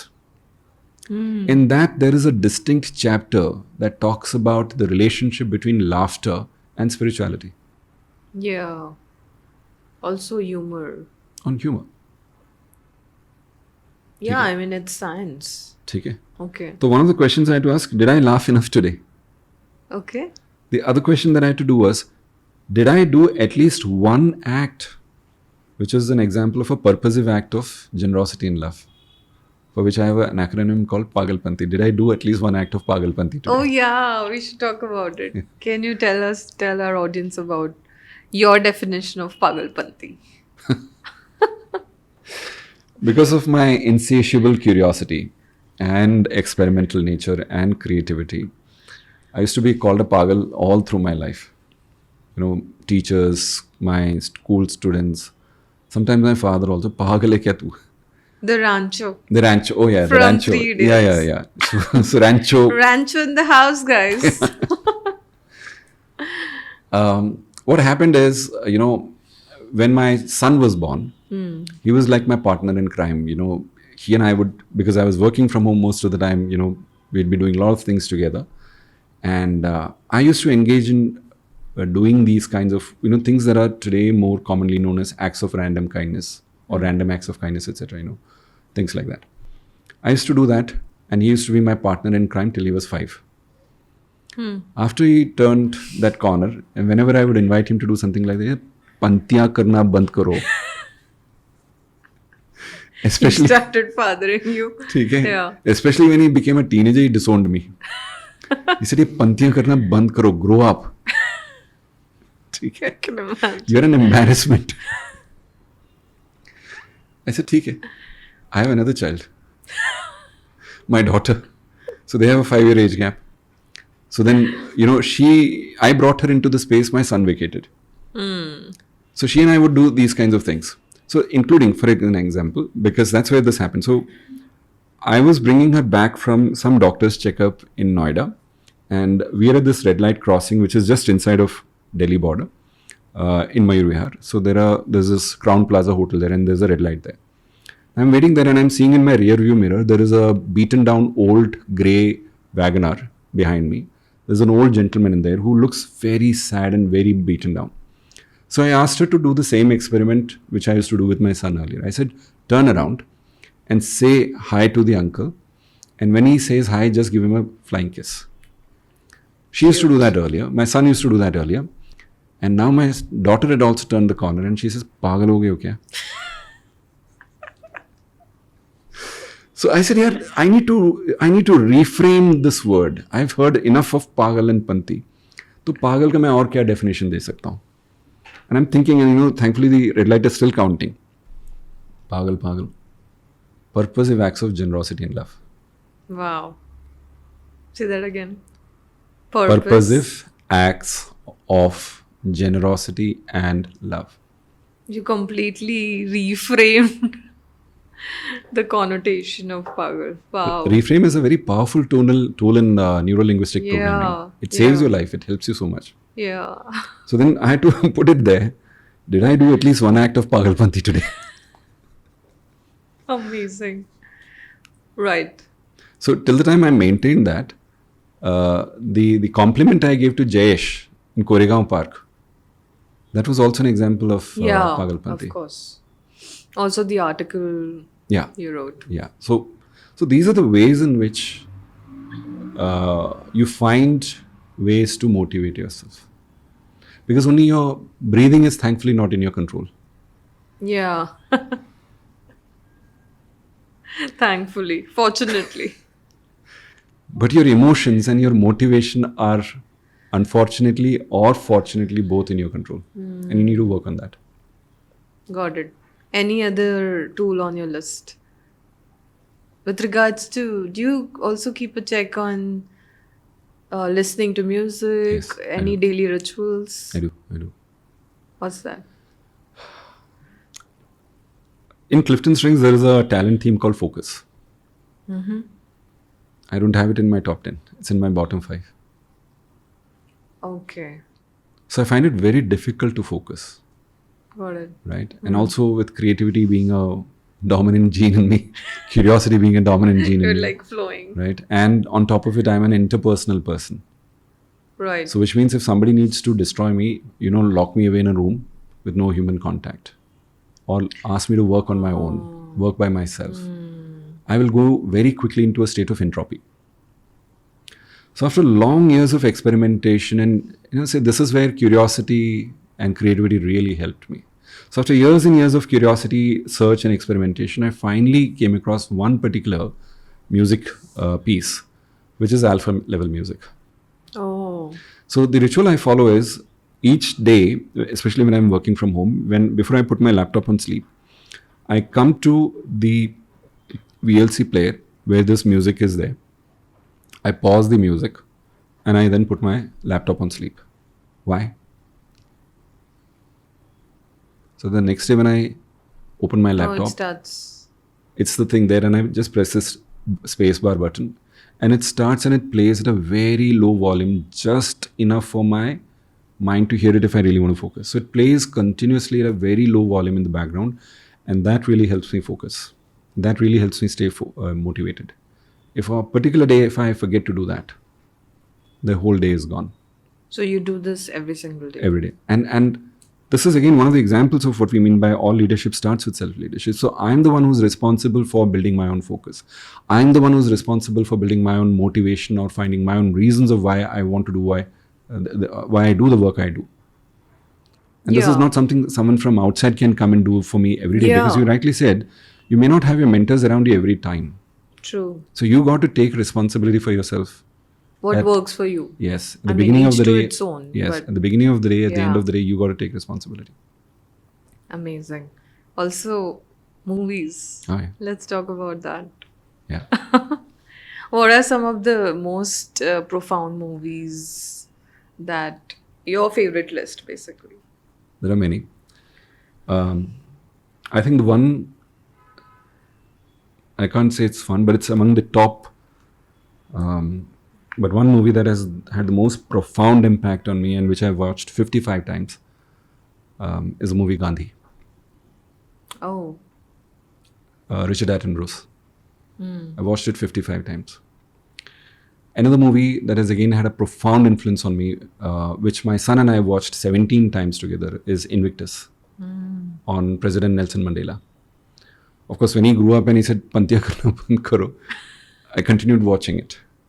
And there are clips of that movie I have in my stock, and I watch it again and again because it again acts as an important reminder about yeah. reconciliation, about peace, about forgiveness, and many other Way things. of living. Way of living, etc. These are the ones that are coming at the top of my mind, but I have a long list of movies in my phone. And there are some other movies also which I watch because they're very light-hearted comedies. And they're like my dal chawal kind of a movie. Like the laughter dose. The laughter dose and things like that. My wife can't make sense of it. She says, how many times would you watch the same movie? For example, Bareli Ki Barfi, my children and I, we watched I think some 7-8 times. And then my daughter and I watched it a couple of more times. Wow. Right. And every time you have a different... Yes. And sometimes there is no take on it. For example, there's a beautiful, simple, amazing comedy in Malayalam. It's called Janametri, which means public welfare, Interesting thing about the movie, there's no swearing. There's no alcohol. There's no cigarette. There's no nothing. No swearing, nothing. No hero, no villain. A bunch of characters, who end up in a goofed up situation. And it's not inspiring in any way, if you like. Right? As an Invictus or a Gandhi or wherever. It isn't. But it's one movie I can watch any number of times. Wow. Amazing. There's this movie I watched in, I think, December or January. It was called, another Malayalam movie called Kishkinda Kandam. And the subtitle says, A Tale of Three Wise Monkeys. Oh, interesting. Amazing, beautiful story. So these are, like, you keep going back to some of them. And I can give you the sub-theme of that movie. Okay. It's a father-son relationship story. And I think, like I've mentioned somewhere else, that men have something peculiar about them. They'll die for their son and kill for their daughter. So it's about a father-son relationship and what a father does for his son's sake. Beautiful. And it's amazing. It's beautiful as a movie. Oh, then there are long lists. Yeah. Long list of movies. But also take me through your day. How does your day look like? Since we're talking of your rituals. Yeah. So when I'm working from home, or let's say if I'm traveling somewhere and if I'm staying in a hotel, etc., then I begin at around 4:30. Brahma Muhurat. Right. So I get up Most there productive, and what I do is I practice Jinshin Jitsu. It's Japanese? Yes. So I put a timer of 4 minutes on my phone. I would lie on my couch at an angle.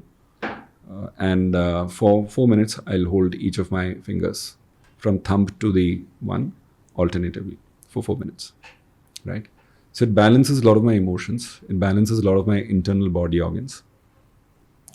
I've done that. Now, that's also the time when I've taken my thyroid medicine. And I'm supposed to have water or whatever only after 40-45 minutes. Okay. So then this time gets used in that. And after that, I brush my teeth, have water, etc. And these days, I practice yoga therapy. Okay. For my lower back, taught by an amazing teacher from the Krishnamacharya Yoga Mandiram in Chennai. Her name is Sai Kripa. Blessed to have her in my life. Blessed to have her in my life. So I practice yoga therapy. Earlier than this, I used to, attend Saurabh Botra's Habit yoga classes for about, so the 6:30 to 7:15 slot, I would do that. And then I get up, I get ready, I'd spend some time on watching reels. Okay. To find my daily inspiration at that time. Yeah. Your daily feed. Yeah, mind the daily feed. mind feed for inspiration. And then if I come across some jokes, I'll forward it to some of my friends. So, Yeah, to you're spread laughter. basically connecting to the world Yes. through it. So then I do all that, then I shave, and during the shaving phase now, earlier it was something else. So earlier I would watch podcasts while I'm shaving. But off late I've decided to kind of be a bit more mindful. And therefore during the shaving time, I listen to the Ho'oponopono prayer. Very powerful. Very powerful. So I do that, I bathe, I have my food, and then I switch on the alpha music, look Okay. at my daily list, and That's your productive time. yeah, productive time, get on from there. All right. Interesting. And when I'm at home, I try and go off to bed by 10, maximum 10:30. 10 Wow. ho jata hai. Sounds pretty ideal. All right, Shri. So let's talk about my favorite topic, which is wellness. So, for me personally, wellness is a culture.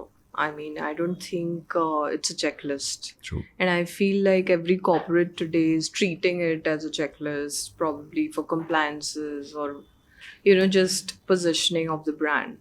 But I'm very curious to know your definition of wellness, how you look at it. I completely agree with you. And, at one level, it's quite sad that we've got to talk about it. Yeah, I know, right? It should have been the most obvious thing from the word go. I have my personal association with the subject also because of my own, life-shaping experiences, the health challenges I went through in my life, because of which, or let's say, despite which, I did whatever I did and wherever I am today. I think for me, the point goes back to something very interesting that I came across when I was working in the insurance sector, in the insurance company, long back in England. And the founder of our company, he had a very interesting philosophy. So he would say, you have only 3 priorities in life. Your first priority is you. Your second priority is your relationships. And third priority is mind your own business. I love the third one. Both figuratively and literally, right? When you're in business, mind your business. Yeah, ideally. Right? But the interesting thing was about the first point, and he said it very beautifully. He said, unless you're physically, mentally, emotionally, and spiritually balanced, you're not an asset, you're a liability for yourself. You'll have to drag yourself around. And we Love that. cannot expect you to give your personal best at work if you're not at your personal best, health-wise. True. And this was long before, let's say, any of these became a compliance issue or a fad issue and things like that. Well, Right. there are organizations that have, let's say, reactive, reactive is not the right word, but let's say, for the lack of a better word, reactive measures like insurance hai, वगैरह वगैरह सब चीज़ें. But the question is, how many organizations are proactively focusing on prioritizing and working with employees, encouraging them, and also putting their own bit to make sure that employees take the responsibility for their own health first, as much as they take the responsibility for the balance sheet. Yeah. And they're so correlated, right? So from that point of view, when you look at it, you're lucky if you can find somebody today who's physically, mentally, emotionally, and spiritually balanced. Rare. Rare. You're lucky. But that's not the way it is. But given to me, I would look at the fact that all of the factors being equal in terms of the hiring, the mindset fit, and all those things being equal, I would really look at, creating a new post in every organization. And I'm sure you would guess it. Chief Wellness Officer. Absolutely. Bang on. I so agree with you. Today we have Chief Human Resources Officer. Today we have the Chief Learning Officer, Chief Technology Officer. All along, I believe there also needs to be a Chief Wellness or Wellbeing Officer, whose job is to primarily encourage and create the environment where people take the responsibility for their own health and do it in a happy manner Yeah. and improve their physical, mental, emotional, and spiritual well-being. Wow. I so resonate to that. Basically, it needs, I think, a complete attention. Yes. Like right now, it's treated as a side gig Yes. or just for the sake of it. But I think it's high time people or leaders need to realize that, well, if they take care of this one resource of a wellness officer, like you said, it would have such a huge impact on the ROI and the revenue and the balance sheets. I think that awareness needs to come. And I don't mean, by chief wellness officer, I don't just mean a chief medical officer. Of course, not just healthcare, Yeah. but Because well-being and wellness go yeah, beyond being, let's say, not being unwell or something. yeah, yeah, true. Yeah. So one is having a dedicated wellness officer coordinator. Any other practices that you think a corporate can, imply to make sure that the health of the organization is at its best? There are many things. There are many things we can do. Right from, let's say, regular blood checks, all other factors, etc., and proactive measures, mindfulness, yoga, and all based on what works for each person. Right. When you look at it in Ayurveda, there are 3 body types. According to those 3 body types, there are diets that work for some people, diets that don't work for some people. Similarly, certain kinds of yoga exercises, certain kinds of breathing exercises won't work for everyone. So, based on that realization of the uniqueness of an individual, if you can begin to create practices, rituals, etc., that will help people of certain types to kind of bond together with certain activities, etc., then that's a starting point. Got it. Also, is there a parameter, you have, with so many corporates that you've seen, as compared to like the investment in ROI versus the revenue growth?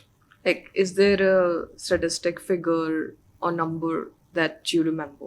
Not offhand, but I would certainly put it this way, that as more and more people are healthy in organizations, partly because of their own initiative, partly because of the initiatives of the organization, and mutually because of each other's encouragement in the environment, obviously the medical expenses and let's say the leaves people have to take for doctor visits or for medication and time off from work, etc., that will start going down. Medical reimbursement costs, if the company provides, that will start going down. True. Right. Productivity would certainly improve. Engagement would improve because now the body is healthy, the mind is healthy. And there's an interesting line which I picked up from Tony Buzan's book called The Power of Physical Intelligence.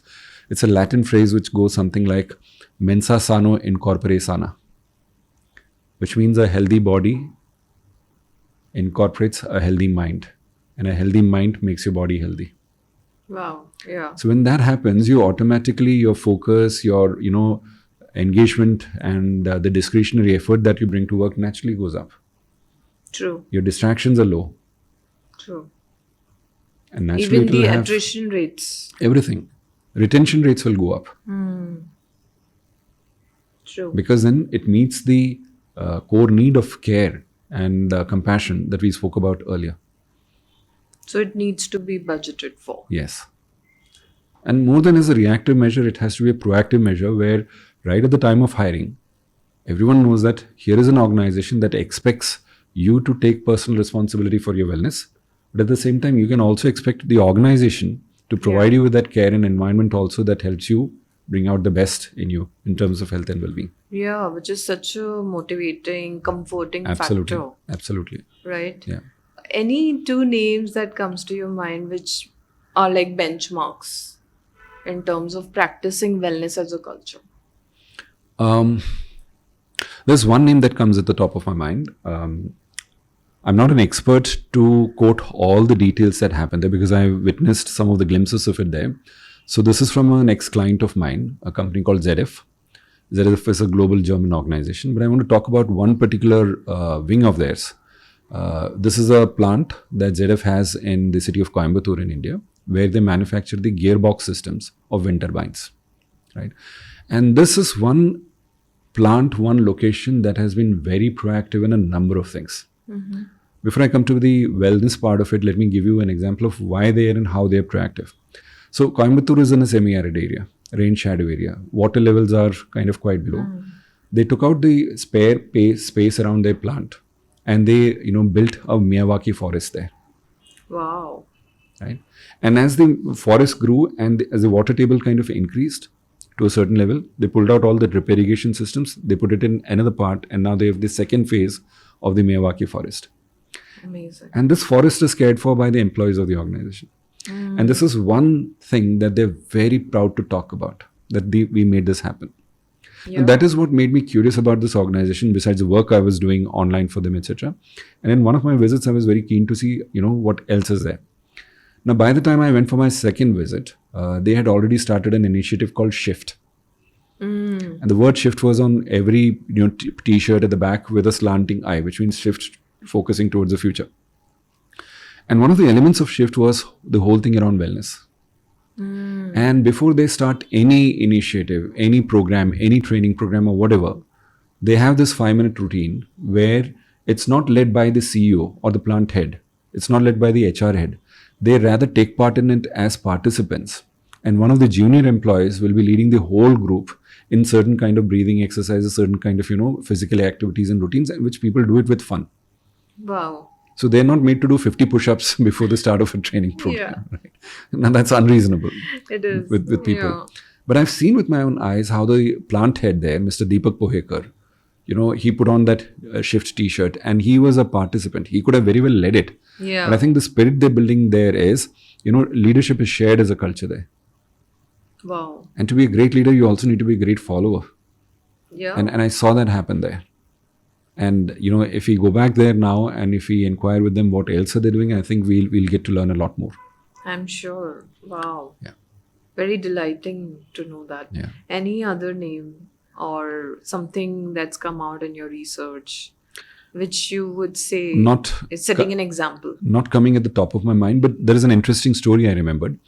I don't remember all the details here, but I got to know of it from one of the senior trainers in Great Place to Work Institute in India. So there was some employee in one of the Godrej factories or plants who fell ill. And Godrej has a proactive people kind of a culture, and they kind of said, okay, take your time to get well and all that stuff. It took him quite some time to get well. And when he came back, so Godrej welcomed him back and he said, I don't need my old job. So then what do you need to do? What do you want to do? He said, I'm happy and well and whole again after all these years because of yoga. And my mission is now to make yoga available for people, one, to recover their health and also to not fall ill as much as I can. So I want to become a yoga teacher. Wow. Allow me to do that. Now, what I'm told is Godrej said, we are not going to go out of the plant. We'll make you the official yoga teacher here. You go to all our plants and work with the people there and, build a culture of yoga there. In a way, he became the wellness officer. Absolutely. Yeah. Wow. Absolutely. I think every corporate needs one such leader. Absolutely. And I happen to all of a sudden also remember one more interesting practice. I mean, today it might not seem to be a great example because any initiative, when it gets copied and, achieves a certain threshold, kind of oversteps or let's say gets adopted by a certain percentage of the population, then it becomes routine. I was in Sri Lanka 2 years back, like I mentioned, and the Great Place to Work Institute there took me to one of the organizations they were working there, the Hatton National Bank. And then I was talking to the chief learning officer there. And one of the things he said was that during COVID, now they have 250 branches, 5,000 employees. Wow. Across the whole island nation, right? And lockdown happened and people need medical checkups, cares, tests and all that stuff. And most of these facilities were available only in the big cities like Colombo or Negombo, etc. Now what they did was they sent fully equipped ambulances to the remotest, locations of the country, 250 branches, and to those other locations where 5,000 of these employees are working. And they could access those tests and critical medical care at their doorstep. Wow. Not just that, they also provided a hotline where they could seek confidential counseling services of certified counselors and therapists. Amazing. Now, this is some organizations may see that as an unnecessary cost, as a headache and, all those kinds of logistical challenges. But imagine from the point of view of the people who benefited from there. It keeps compounding. It keeps compounding. And imagine the ways in which the return gift comes in. Yeah. That can be very unimaginable, actually. Yeah, true. Which also, I think, brings me to the pain points today of a corporate. If you had to list some of the top ones which they are struggling with, wherein wellness can be a solution. I mean, you mentioned few, but if we had to summarize. I don't know how what I'm about to say will be interpreted, but I say it with all pure good intent and honest intention. One of the challenges I often hear corporates mention about is, we don't understand Gen Z. They're lost in their own world Yeah, and all that yeah, kind of stuff. true. My invitation to everybody is, have we made the effort to truly understand Gen Z's challenges? They don't have it easy. There's no playbook also for it. Not yet. Yeah. But I think one of the ways is if we can build the connection with Gen Z and create an environment where they open up and where they begin to trust. And if you just scratch the surface and if you find out their health challenges, it is scary.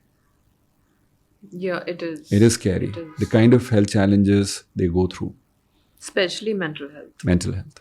Because they're born in an era full of media and the exposure. Overstimulation, is overexposure, sleep cycles are completely disturbed, True. constant disruption, constant hyperstimulation, Yeah. etc. Not their fault. They were not born with mobile phones in their hand. Yeah. They were born into an environment where iPads, mobile phones, 24/7 streaming TV, etc. was there. And I know so many parents, and it's sad, I know so many parents who've given a mobile phone or an iPad to a 6-month-old baby to kind of keep it, Yeah. silent and from crying. We've all seen that. We've seen all that, right?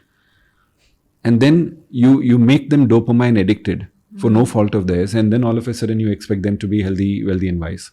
Yeah, and all they get is judgments. Judgments. Which is really sad. Right. So this is one area where the right kind of an outreach and engagement program with Gen Zs is so crucial, is so important, Yeah. where well-being and wellness plays a role. True. So I came across a very interesting line from this OTT series called Ted Lasso. And where that guy Ted says, you can either be judgmental or you can be curious. You better be curious. You better be curious, especially when someone is furious.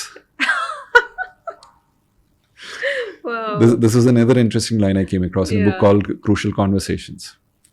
Time is high for us to have crucial conversations with everyone around us Yeah. and inspire them to also, feel comfortable, have a safe space to have these crucial conversations. And it's through those conversations that, the bridge is built. I want to kind of add a line here. So I have a neighbor in Delhi and his name is Hardeep Singh. And he's also fond of writing. And once in a while, when a lot of us go after him and really encourage him, he'll write 2 lines or so. तो एक बार उन्होंने एक बड़ी अच्छी line लिखी थी. First part of the line, almost all of us would have heard. So he says, बात करने से बात बनती है. बात करने से बात बनती है. बात ना करने से बातें बनती हैं. Wow. So true. So it's an invitation for both parties, for organizations to, take the initiative of having conversations. And recently I came across in some line where somebody was being asked that if you have to give an advice to Gen Z, what would that one advice be? And the lady said, start talking to strangers. Right? Many times we don't know how close the help we need might be around us. True. There's no point in suffering in, loneliness or solitude. Yeah. And especially because they are the future, right? Absolutely. And with this whole AI coming in, I think for them also it feels very uncertain, scary, and probably they need maximum attention. So you're right. I mean, we need a playbook, a wellness playbook to nurture them and probably orient them towards the future. And as you were speaking, I happen to remember something and I think I want to share this as to how do you do this. So I had this participant in one of my Great Place to Work training sessions. He was a very senior manager from the Robert Bosch plant in Coimbatore. His name is Manigandan.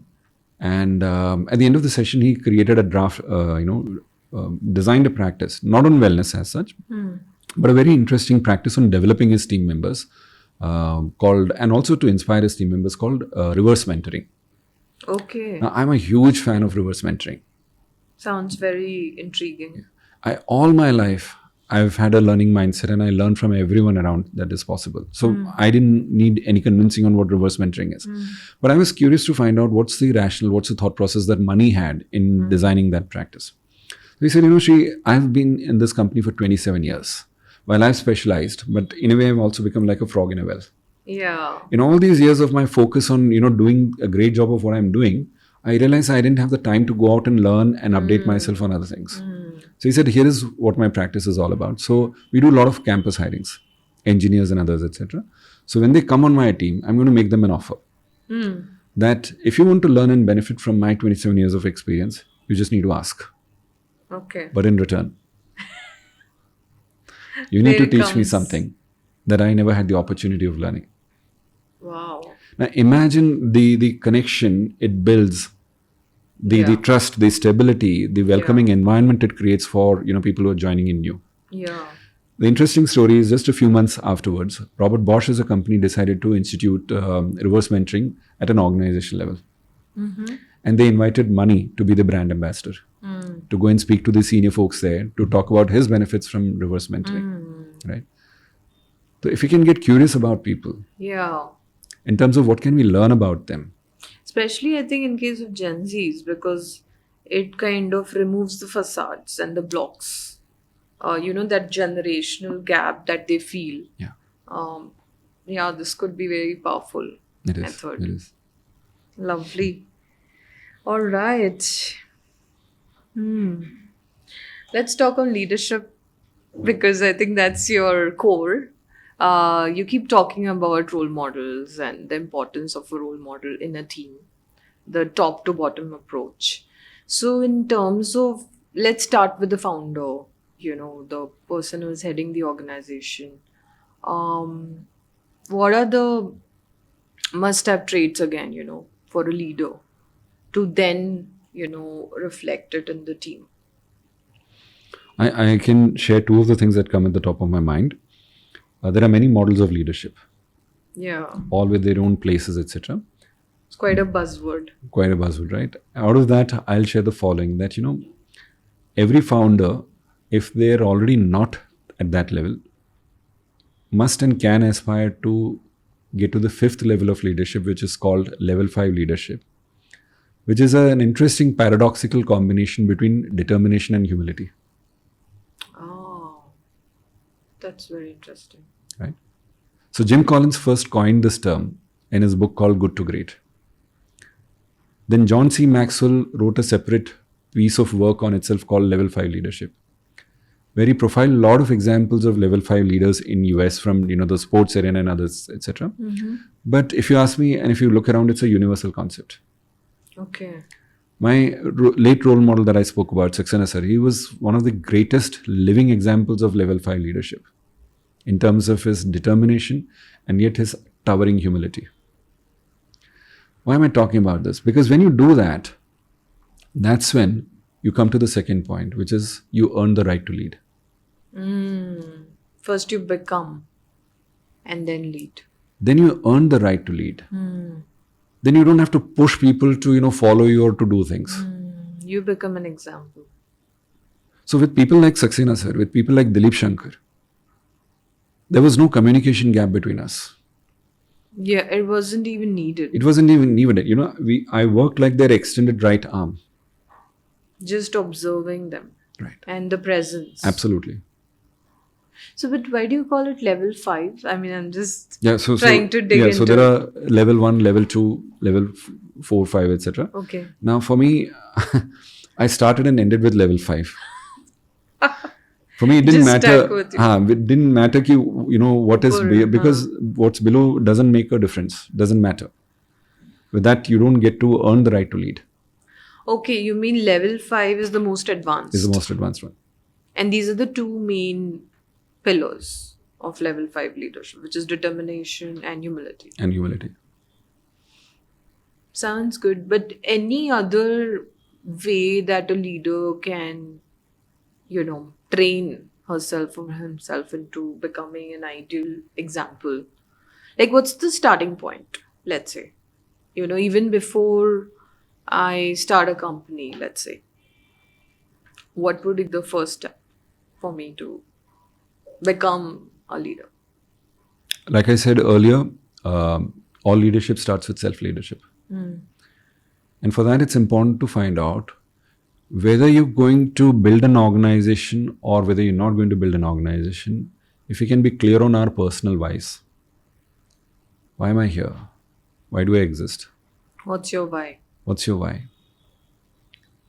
That is the most important clarity, which will then help you. If you decide to build an organization also, you'll naturally think, why do I want to build this organization? So What's basically, my purpose? yeah. And how my individual purpose will be an extension into the organizational purpose, or will lead to, me being clear about the organizational why. Wow, I love that. So purpose also leads to passion, in the sense they both are together, right? They go together. Is One- what I have realized. One without the other doesn't make much of a sense. And these two put together then helps you become a leader. Yeah. Is that what you're saying? Yeah. Okay. And the why question will also, unlock and fuel your passion. Yeah, of course. Because then you're motivated to work on it. Absolutely. Right. And the why can't just be any transactional why. It has to be intuitive. It has to be a transformational, inspiring why. And how does one get there? Because a lot of people I've seen struggling with even identifying a purpose. Is there a playbook again? Or Yes. is there a method? Yes, there is a method. What is that? So I'll again go back to the founder of the financial services company, the insurance company that I was lucky to have worked with in England. He was a high school football coach, and football was his passion. Played all his life, and he chose to become a high school football coach so that he could continue playing it and continue teaching and all that. Then one day his father, dropped dead with sudden heart attack. Okay. And that's when, during the whole process thereafter, he figured out that the insurance his father had bought was not even sufficient to cover the funeral expenses. Did not even leave anything for his mother to, take care of herself for the rest of her life without being dependent on anyone else.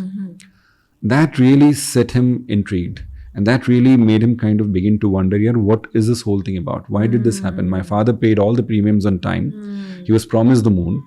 And yet when I see, it doesn't make sense. Yeah. So he started digging. He started searching more.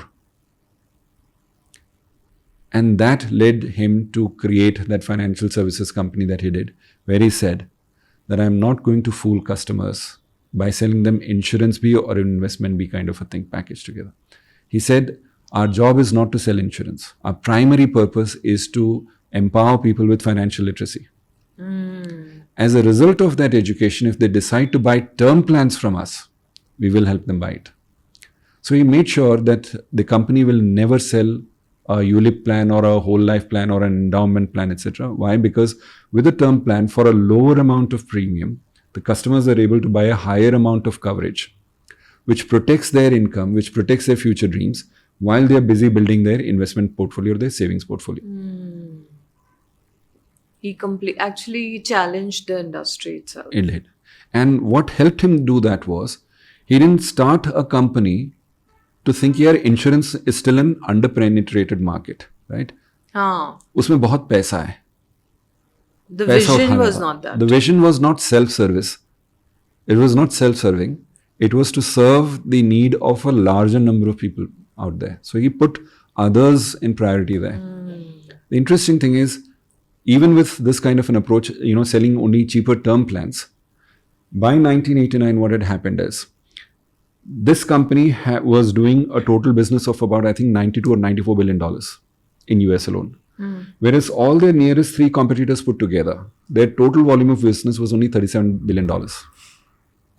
Okay. While the average payout in the case of death of a policyholder of any of these companies, no matter what was the cover promised or no matter what was the premium charged, the average payout was only $6,000. But the average payout in the case of this company's policyholder was $92,000. Wow. Many of these companies got sued in the US courts under class action suits, where they ended up paying billions and billions of dollars in compensation for false claims and, mis-selling. Now, Complete disaster. and where does it go and affect? In your balance sheet. Yeah. And I can give you more and more numbers about this company and its performance over the years and things like that. As they say, it starts with the intention. I mean, I think revenue is a byproduct. Absolutely. But if your vision is in place, and it also works in an energetic way, right? When your intention is to give, it comes back many folds. So two things Not there. that you start with that, but Two things it's there. a law. In his autobiography called Coach, Okay. he has a very interesting line somewhere in one of the pages. He said, if your intention is to make lots of money and that's the reason you're getting into business, then take it from me, you will end up with 98% of the people who anyway don't make much money. But if your intent is to stand up for a higher cause, challenge the status quo, The insurgent. the insurgency mindset that Bain and company speaks about, that we spoke about yesterday. The He said, pirate. the pirate mindset that Sam Conniff talks about. Then what gets attracted to you, and again going back to what Jim Rohn said as the definition of success, right?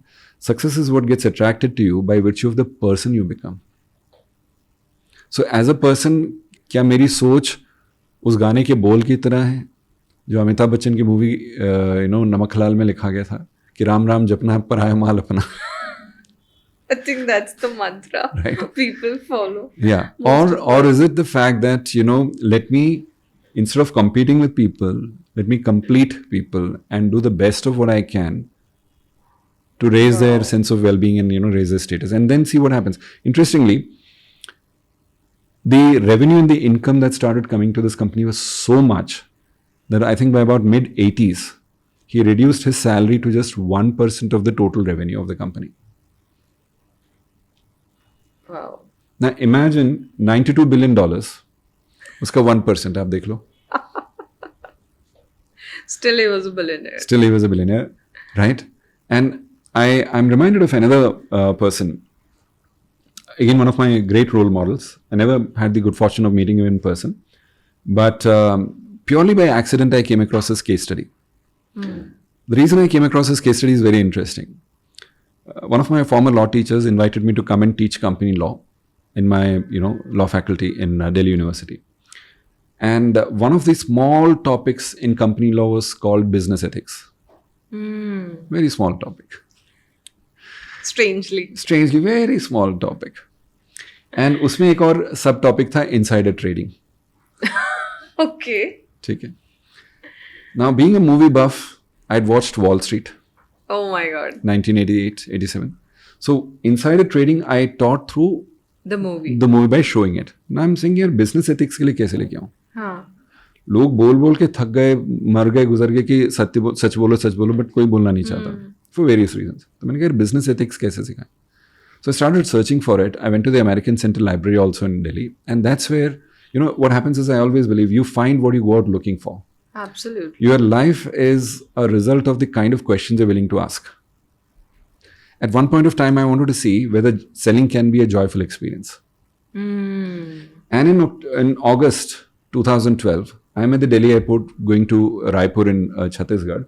And I take my boarding pass, I go to the bookshop, India Today bookshop, and out of the thousands of the books in the bookshop, one book catches my attention with the title called The Joy of Selling. Oh my god. Right? Coming back, I go to the American Center Library, thousands of books, magazines, videotapes and everything. And this one particular videotape catches my attention, Business Ethics. I take it home, I watch it, and there's a very interesting contrasting study between Enron as a company that got wound up for its controversial business ethics practices, and all kinds of stuff happened. And compared to that, they were talking about another company in the US called Malden Mills. Okay. Now, Malden Mills employed thousands of people, and their factory got completely burned down just 2 weeks before Christmas in 1995. Short circuit, the factory breaks down, few people get injured, nobody gets killed. Already a lot of people in that industry are moving overseas, to Asia, Africa, etc., in search of cheap labor. Now, Aaron Feuerstein, the third generation owner of the company, takes an interesting decision. He decides to file for insurance, insurance claim comes to $300 million. 76-year-old man decides not to retire, decides not to set up the factory abroad, decides to rebuild the factory there. Chalo samajh mein aata hai. The factory takes 1 year to build. And what do the employees do in this meanwhile? He does two interesting things. He continues to pay their salaries. He takes out $25 million from this kitty of $300 million and continues to pay their salaries.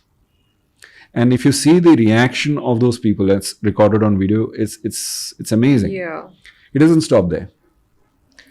Because, he had a telescope to his eyes. So he knew what the winds of change are going to be like. So while all this was happening, while the factory was being built, he took out further money from that kitty and made sure that all those 3,000 or 4,000 employees mandatorily go register in a countrywide nationally certified skill building training program. Okay. Which would equip them with transferable skills, which means these are skills that are industry agnostic. You can go and take the skills and apply anywhere else. A year later, the factory reopens. All people can be taken back except for about 400 people because technology is new, redundancy and things like that happen. But those people now have a certificate in their hand which enables them to apply for jobs and get jobs anywhere else. God. Those people don't leave. That's... Those people don't leave. They say, we can get a job anywhere else, but what this man has given to us, no other company will be able to give. Now, let me tell you something interesting about production numbers.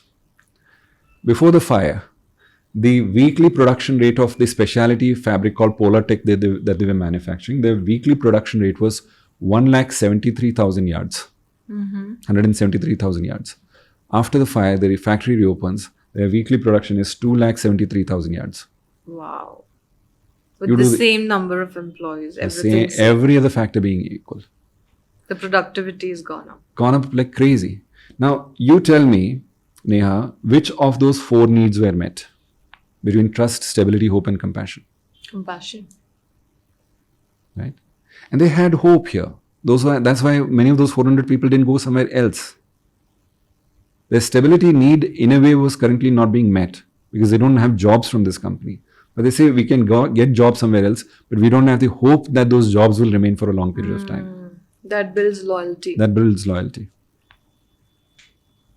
Such a profound... And it's a very interesting case study. I mean, I have not shared the whole case study here. But let me give you one more case study. Another role model of mine I never got to meet. Oh, okay. This guy's name is Bill Bartman.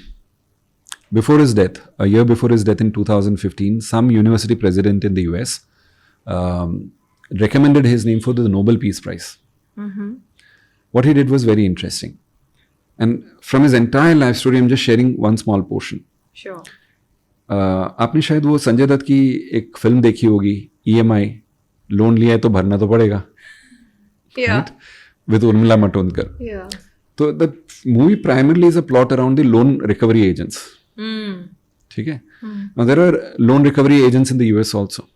Yeah. So he starts a company called CFS2. Okay. Right?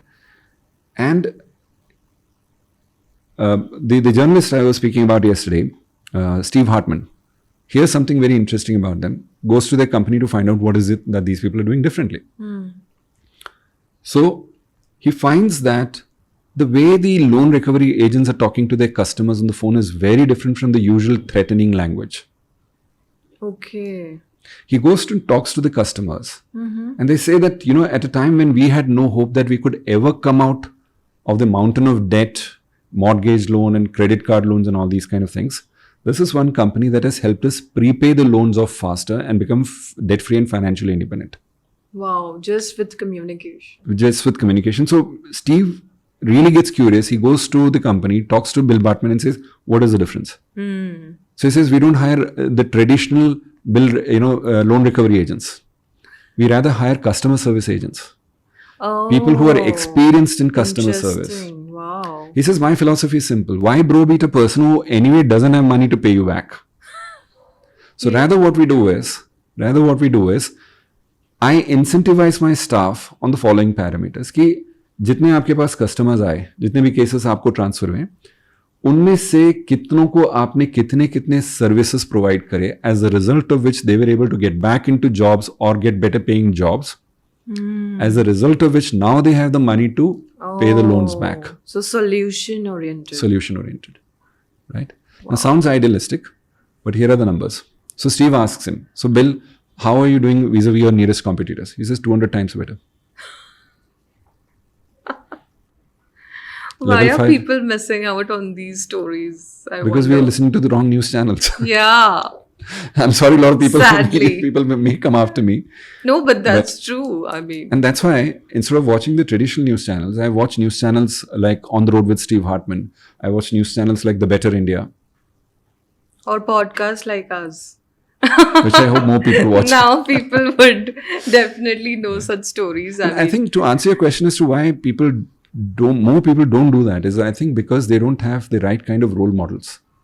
so Shri, in terms of leadership, one of the most profound names that comes to my mind, and most of us, is Mr. J.R.D. Tata and the lineage. I'm sure you've researched on it a lot. Please share some profound stories about him with us. Sure. I think he was also a great example of a level 5 leader. I think there are many stories about Mr. J.R.D. Tata. So many people have experienced and shared and written about it. But I think one story that stands out in my mind, that's coming at the top of my mind, is what I want to share. So the year is 1946. World War has ended. India is not yet independent. And Mr. J.R.D. Tata, along with his dear friend and trusted second lieutenant, Dr. Suman Mulgaonkar, who's taking care of Telco, which now is Tata Motors. They go to Berlin, Okay. and the train kind of comes into a bombed out kind of a railway station there, and out in the cold, they're received by a group of people. I don't remember the name of this German company offhand right now, but this was a company that was engaged in the war effort for Germany, etc. And now, because Germany was divided between the Allied forces and the the USSR, what the British government had done was it had imposed certain trade restrictions on this company. And as a result of it, what happened is they reached out to the Tatas and said, listen, there's not much we can do, but, will it be possible for you that you take our workers, take them to India, and they'll be happy to train your people. Okay. And, at least that way, unka khana pina sab chalta rahega. Their families get taken care of. So they said, yeah, we'll be happy to do that. So they bring all those workers from Germany to India. And those German workers train the staff in the Tata companies there. And a few years later, the restrictions are lifted. The people go back there. And Mr. J.R.D. Tata sends them a letter of thanks in return and says, let us know how much should we pay for you in return for your people coming in, training our staff. So the German company says, nothing needed. You took care of them. You Give them food. gave them shelter. food and all. That is enough. Now, the story seems to end there. Many years later, there's a gentleman by the name Mr. Arun Maira, who joins the Tata Group in 1964, fresh out of college. Okay. And he rotates through different divisions, functions, of the Tata Group. He works with Mr. Rusi Modi in Tata Steel. He works with Dr. Suman Mulgaonkar in Telco, and so on and so forth. All that stuff happens. In 1977 or 75, the Tata Group entered into a joint venture with another company in Malaysia under one of the Malaysian princes. Okay. And the joint venture is named TATAB. Tata up. TATAB. Okay. So TAB stands as the initials of that Malaysian prince. I don't remember his name offhand now because it's been some time since I read the story. Now, the joint venture is to manufacture trucks in Malaysia. Now, the problem there is that it's already a market that is dominated by the Mercedes of the world in the class market, the Japanese trucks in the mass Right. market, and all kinds of stuff. All kinds of stuff is happening there. Long story short, what happens is they come to renegotiate the whole term, the whole agreement, etc. And the Tata Group says that we will turn this around. We as because of government restrictions, we cannot infuse capital into this venture anymore because of foreign exchange regulations we have. We can't send forex from here, from Right. India. But if you allow us, if you trust us to do the management part, the leadership part, give us 3 years and we will turn this around. So after a lot of haggling and negotiation, the Malaysian prince agrees to it. And one of the main stumbling blocks there was the loans that had been taken by the Malaysian counterpart from a certain bank. Again, I don't remember the name of it now. All this, by the way, is documented in Mr. Myra's book called The Learning Factory. Okay. It's a must-read book for any organization, The Learning Factory. And so finally it comes down to the fact that they negotiate with a certain company, and that Australian head of that bank is somehow not very happy with the way things are going. And it's like a deadlock. Finally, one day the prince calls Mr. Arun Myra, who sent as the CEO to turn the whole thing around, to his palace for drinks, etc. And there are two people who've come in as guests. And the prince introduces Mr. Myra to say that, he's our counterpart from India. He works in the Tatas, by the way. So hearing this, both these gentlemen stand up and says, "You're from the Tatas." He said, "Yes." And they stand up in respect and they narrate the incident that had taken place in 1946. Oh, wow. A full circle. The full circle. And they say to the prince, and they say to the Australian head of the bank to say that for us, the word of the Tatas is far more powerful than any written guarantee. So if they're saying that they're going to turn the bank, the operations of the joint venture around, trust us, they will do that. Wow. So that was a turning point on which the final agreement happened. And Mr. Myra was given about 3 years to do that. Within the first 18 months, the way they led the whole thing was such that they were able to overtake the Japanese manufacturers there. Wow.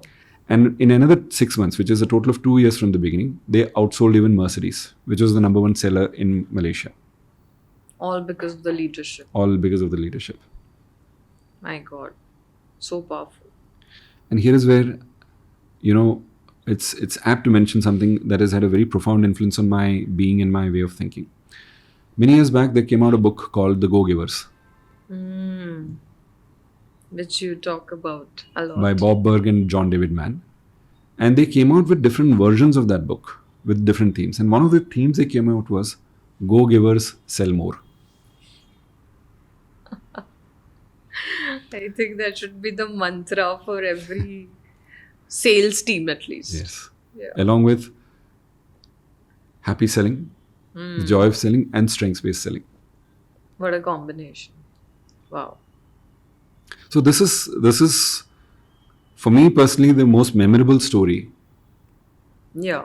And- that is. Yeah, and if anyone wants to know more about those Tata stories, then we've got a series of books by Mr. Harish Bhatt, who was a brand custodian of the Tata Group. Also, one, story that you mentioned was Mr. J.R.D. Tata's initiative, as a pioneer of corporate. Can you also please share that, where, he put down the values which then became a part of the act? I don't remember it by heart as such, but I think the best thing to do for any organization would be to look at the Tata Code of Conduct, which is where the original thought process. Remember, you asked me a question earlier about, how does an individual get into a startup, etc. Yeah. And I said, the whole thing is to clarify your personal why. And I think in that, one of the statements made by, Mr. Nasarwanji Tata, Jamshedji Nasarwanji Tata, as to what is the purpose of business. एक वो statement है उस code of conduct में. Okay. That is, I don't remember it offhand because मेरे लिए तो वो अंदर घुस चुका है. Yeah. But that's a starting point. And then there is another statement by Mr. J.R.D. Tata in that same document. And thereafter you come to those 5 core values of the Tata Group, and based on around which the beliefs and the rest of the stuff happens there. And can you share the values if you remember? Just the. I think one of the values I remember is called unity. I'll have to go and double check. Okay. I'll have to go and double check because it's been some time. So, sometimes what happens is when you believe in something too much, then the fine print doesn't matter for I you. know. It becomes your DNA. It becomes your DNA. And then you don't need to remember. Then you don't need to But remember. just to share the essence Yeah. overall, Yeah. if you were to put it in like a line or a word. So I think, Mr. Jamshedji Nasarwanji Tata said that whatever we take from the society to build something should go back to the society manifolds. Wow. That's what then builds the sustainability of the business. This brings me to an interesting concept of social entrepreneurship. Mhm. And I mean, these days it's become a fad word again. But I sometimes sit and wonder, isn't every business supposed to be a social enterprise? And I think that's what he meant, that I think business itself needs to have a social angle, a social impact to make it meaningful. Yes. Yeah, I think something to brood upon. Yes. Yes. All right, so let's get to our fun segment now, which is a rapid fire. Okay, let's now come to the second generation, Mr. Ratan Tata, again a legend we all get inspired from. So please share your experience about him. I wish I could have met him in person. Me too. One of the big losses I would say in my life. The problem with good people is you think they'll be around for forever. Yeah. And it's In only, a way, they are. yeah, in a way, in spirit, In yes. spirit, yeah. But I think there's no substitute for being able to meet them in person and get to hear their words of wisdom. Of course, there are many stories about Mr. Tata, controversial ones, good ones, inspiring ones, and all that stuff. But I think for me personally, one image of Mr. Ratan Tata which will stay on with me forever were the 3 days he spent outside the Taj during 26/11. Oh, just talked about. We experienced something that was unprecedented. I think the whole of the country was in shock. But what I remember of seeing him, he was just standing there and looking at it with a stoic expression. There was no shock, there was no disappointment, nothing. I think it was a stoic expression. And I think here I would hazard a guess as to what must have been going on in his mind. Yeah. It reminds me of that example of a duck, where he seems very stable and peaceful.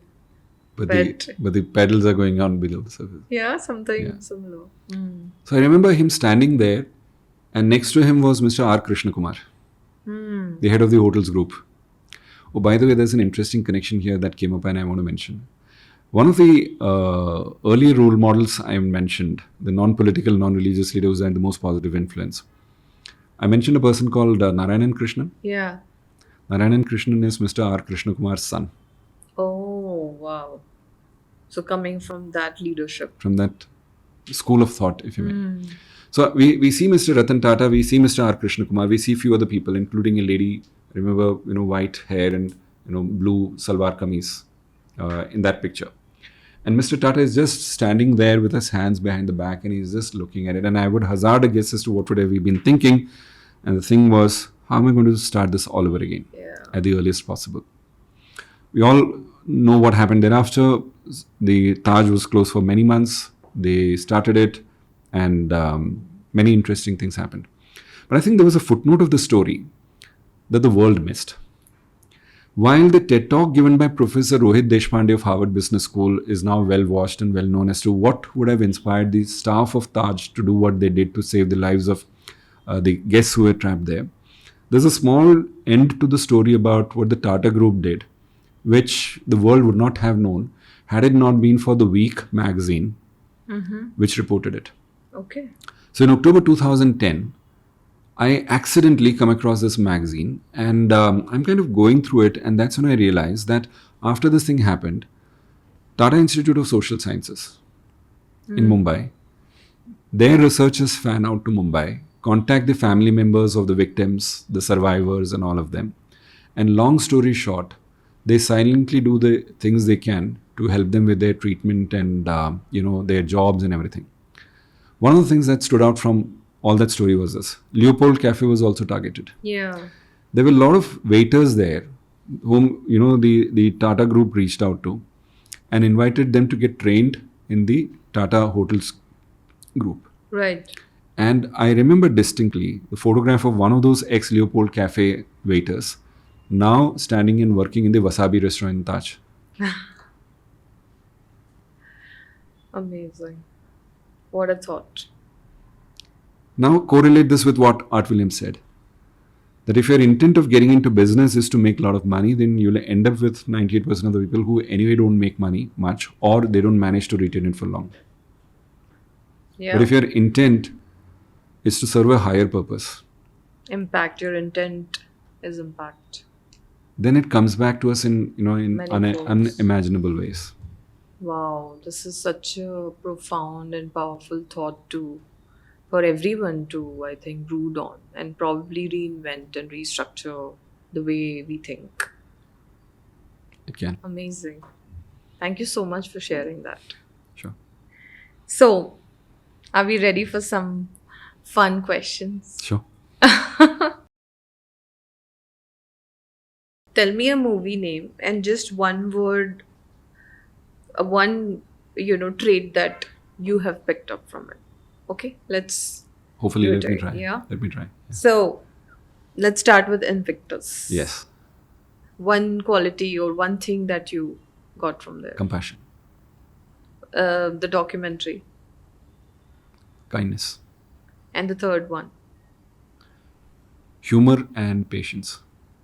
Any. And strength psychology. By the way, Down Periscope is also a simple, great example of strength psychology based leadership at work. Amazing. All right. If your life was a movie, what would the title be? I never thought of it that way. I think you got me there. The Idiot Who Survived. Epic. Amazing. Okay. A song that always uplifts your mood instantly. Your go-to song. There are 10 songs which define me as a person, my life, etc. But I think the one that's coming at the top of my mind right now is written by one of my favorite lyricists, Syed Ludhianvi Sahib. मैं जिंदगी का साथ निभाता चला गया. One book or story of transformation that left you spellbound. So I think let's stick to the book because you have a lot of stories, but one book that has left you completely speechless. No Future Without Forgiveness by Nobel laureate Archbishop Desmond Tutu. If you could spend one day with any legendary figure, alive or no longer there, who would it be? I think I know it, but I wish you'd given me choices so that I could name more people. I'm trying to see if I can think of a name that's not as known. Of course, you know the other answer, yeah. which would be Mahatma Gandhi, but Kabir. All right. Which personal value has shaped your leadership style the most? Like the number one value. out of- Truthfulness. Okay. One workplace habit you think every professional should adopt. Mindfulness. The most underrated wellness practice for corporate employees. Breathing. Mindful breathing. Breathing, yeah. Mindful breathing. Yeah. One quote that influences you the most. Like your mantra. I wish you'd given me, More, but More. I know you have. I have at least 3. Yeah. But I think the one that has had the longest span of influence is by this former American football coach, Bill McCartney, whose quote I found in the book called Earn the Right to Lead. It's actually called Right to Lead by John Maxwell. So in that book, there was this quote by Bill McCartney who said, "We've not come here to compete with one another. We've not come here to compete with one another. We've come here to complete one another." All right. 3 books you would recommend every corporate leader to keep in their library. Humble Leadership, The Leadership Factory, Coach by Art Williams. Amazing.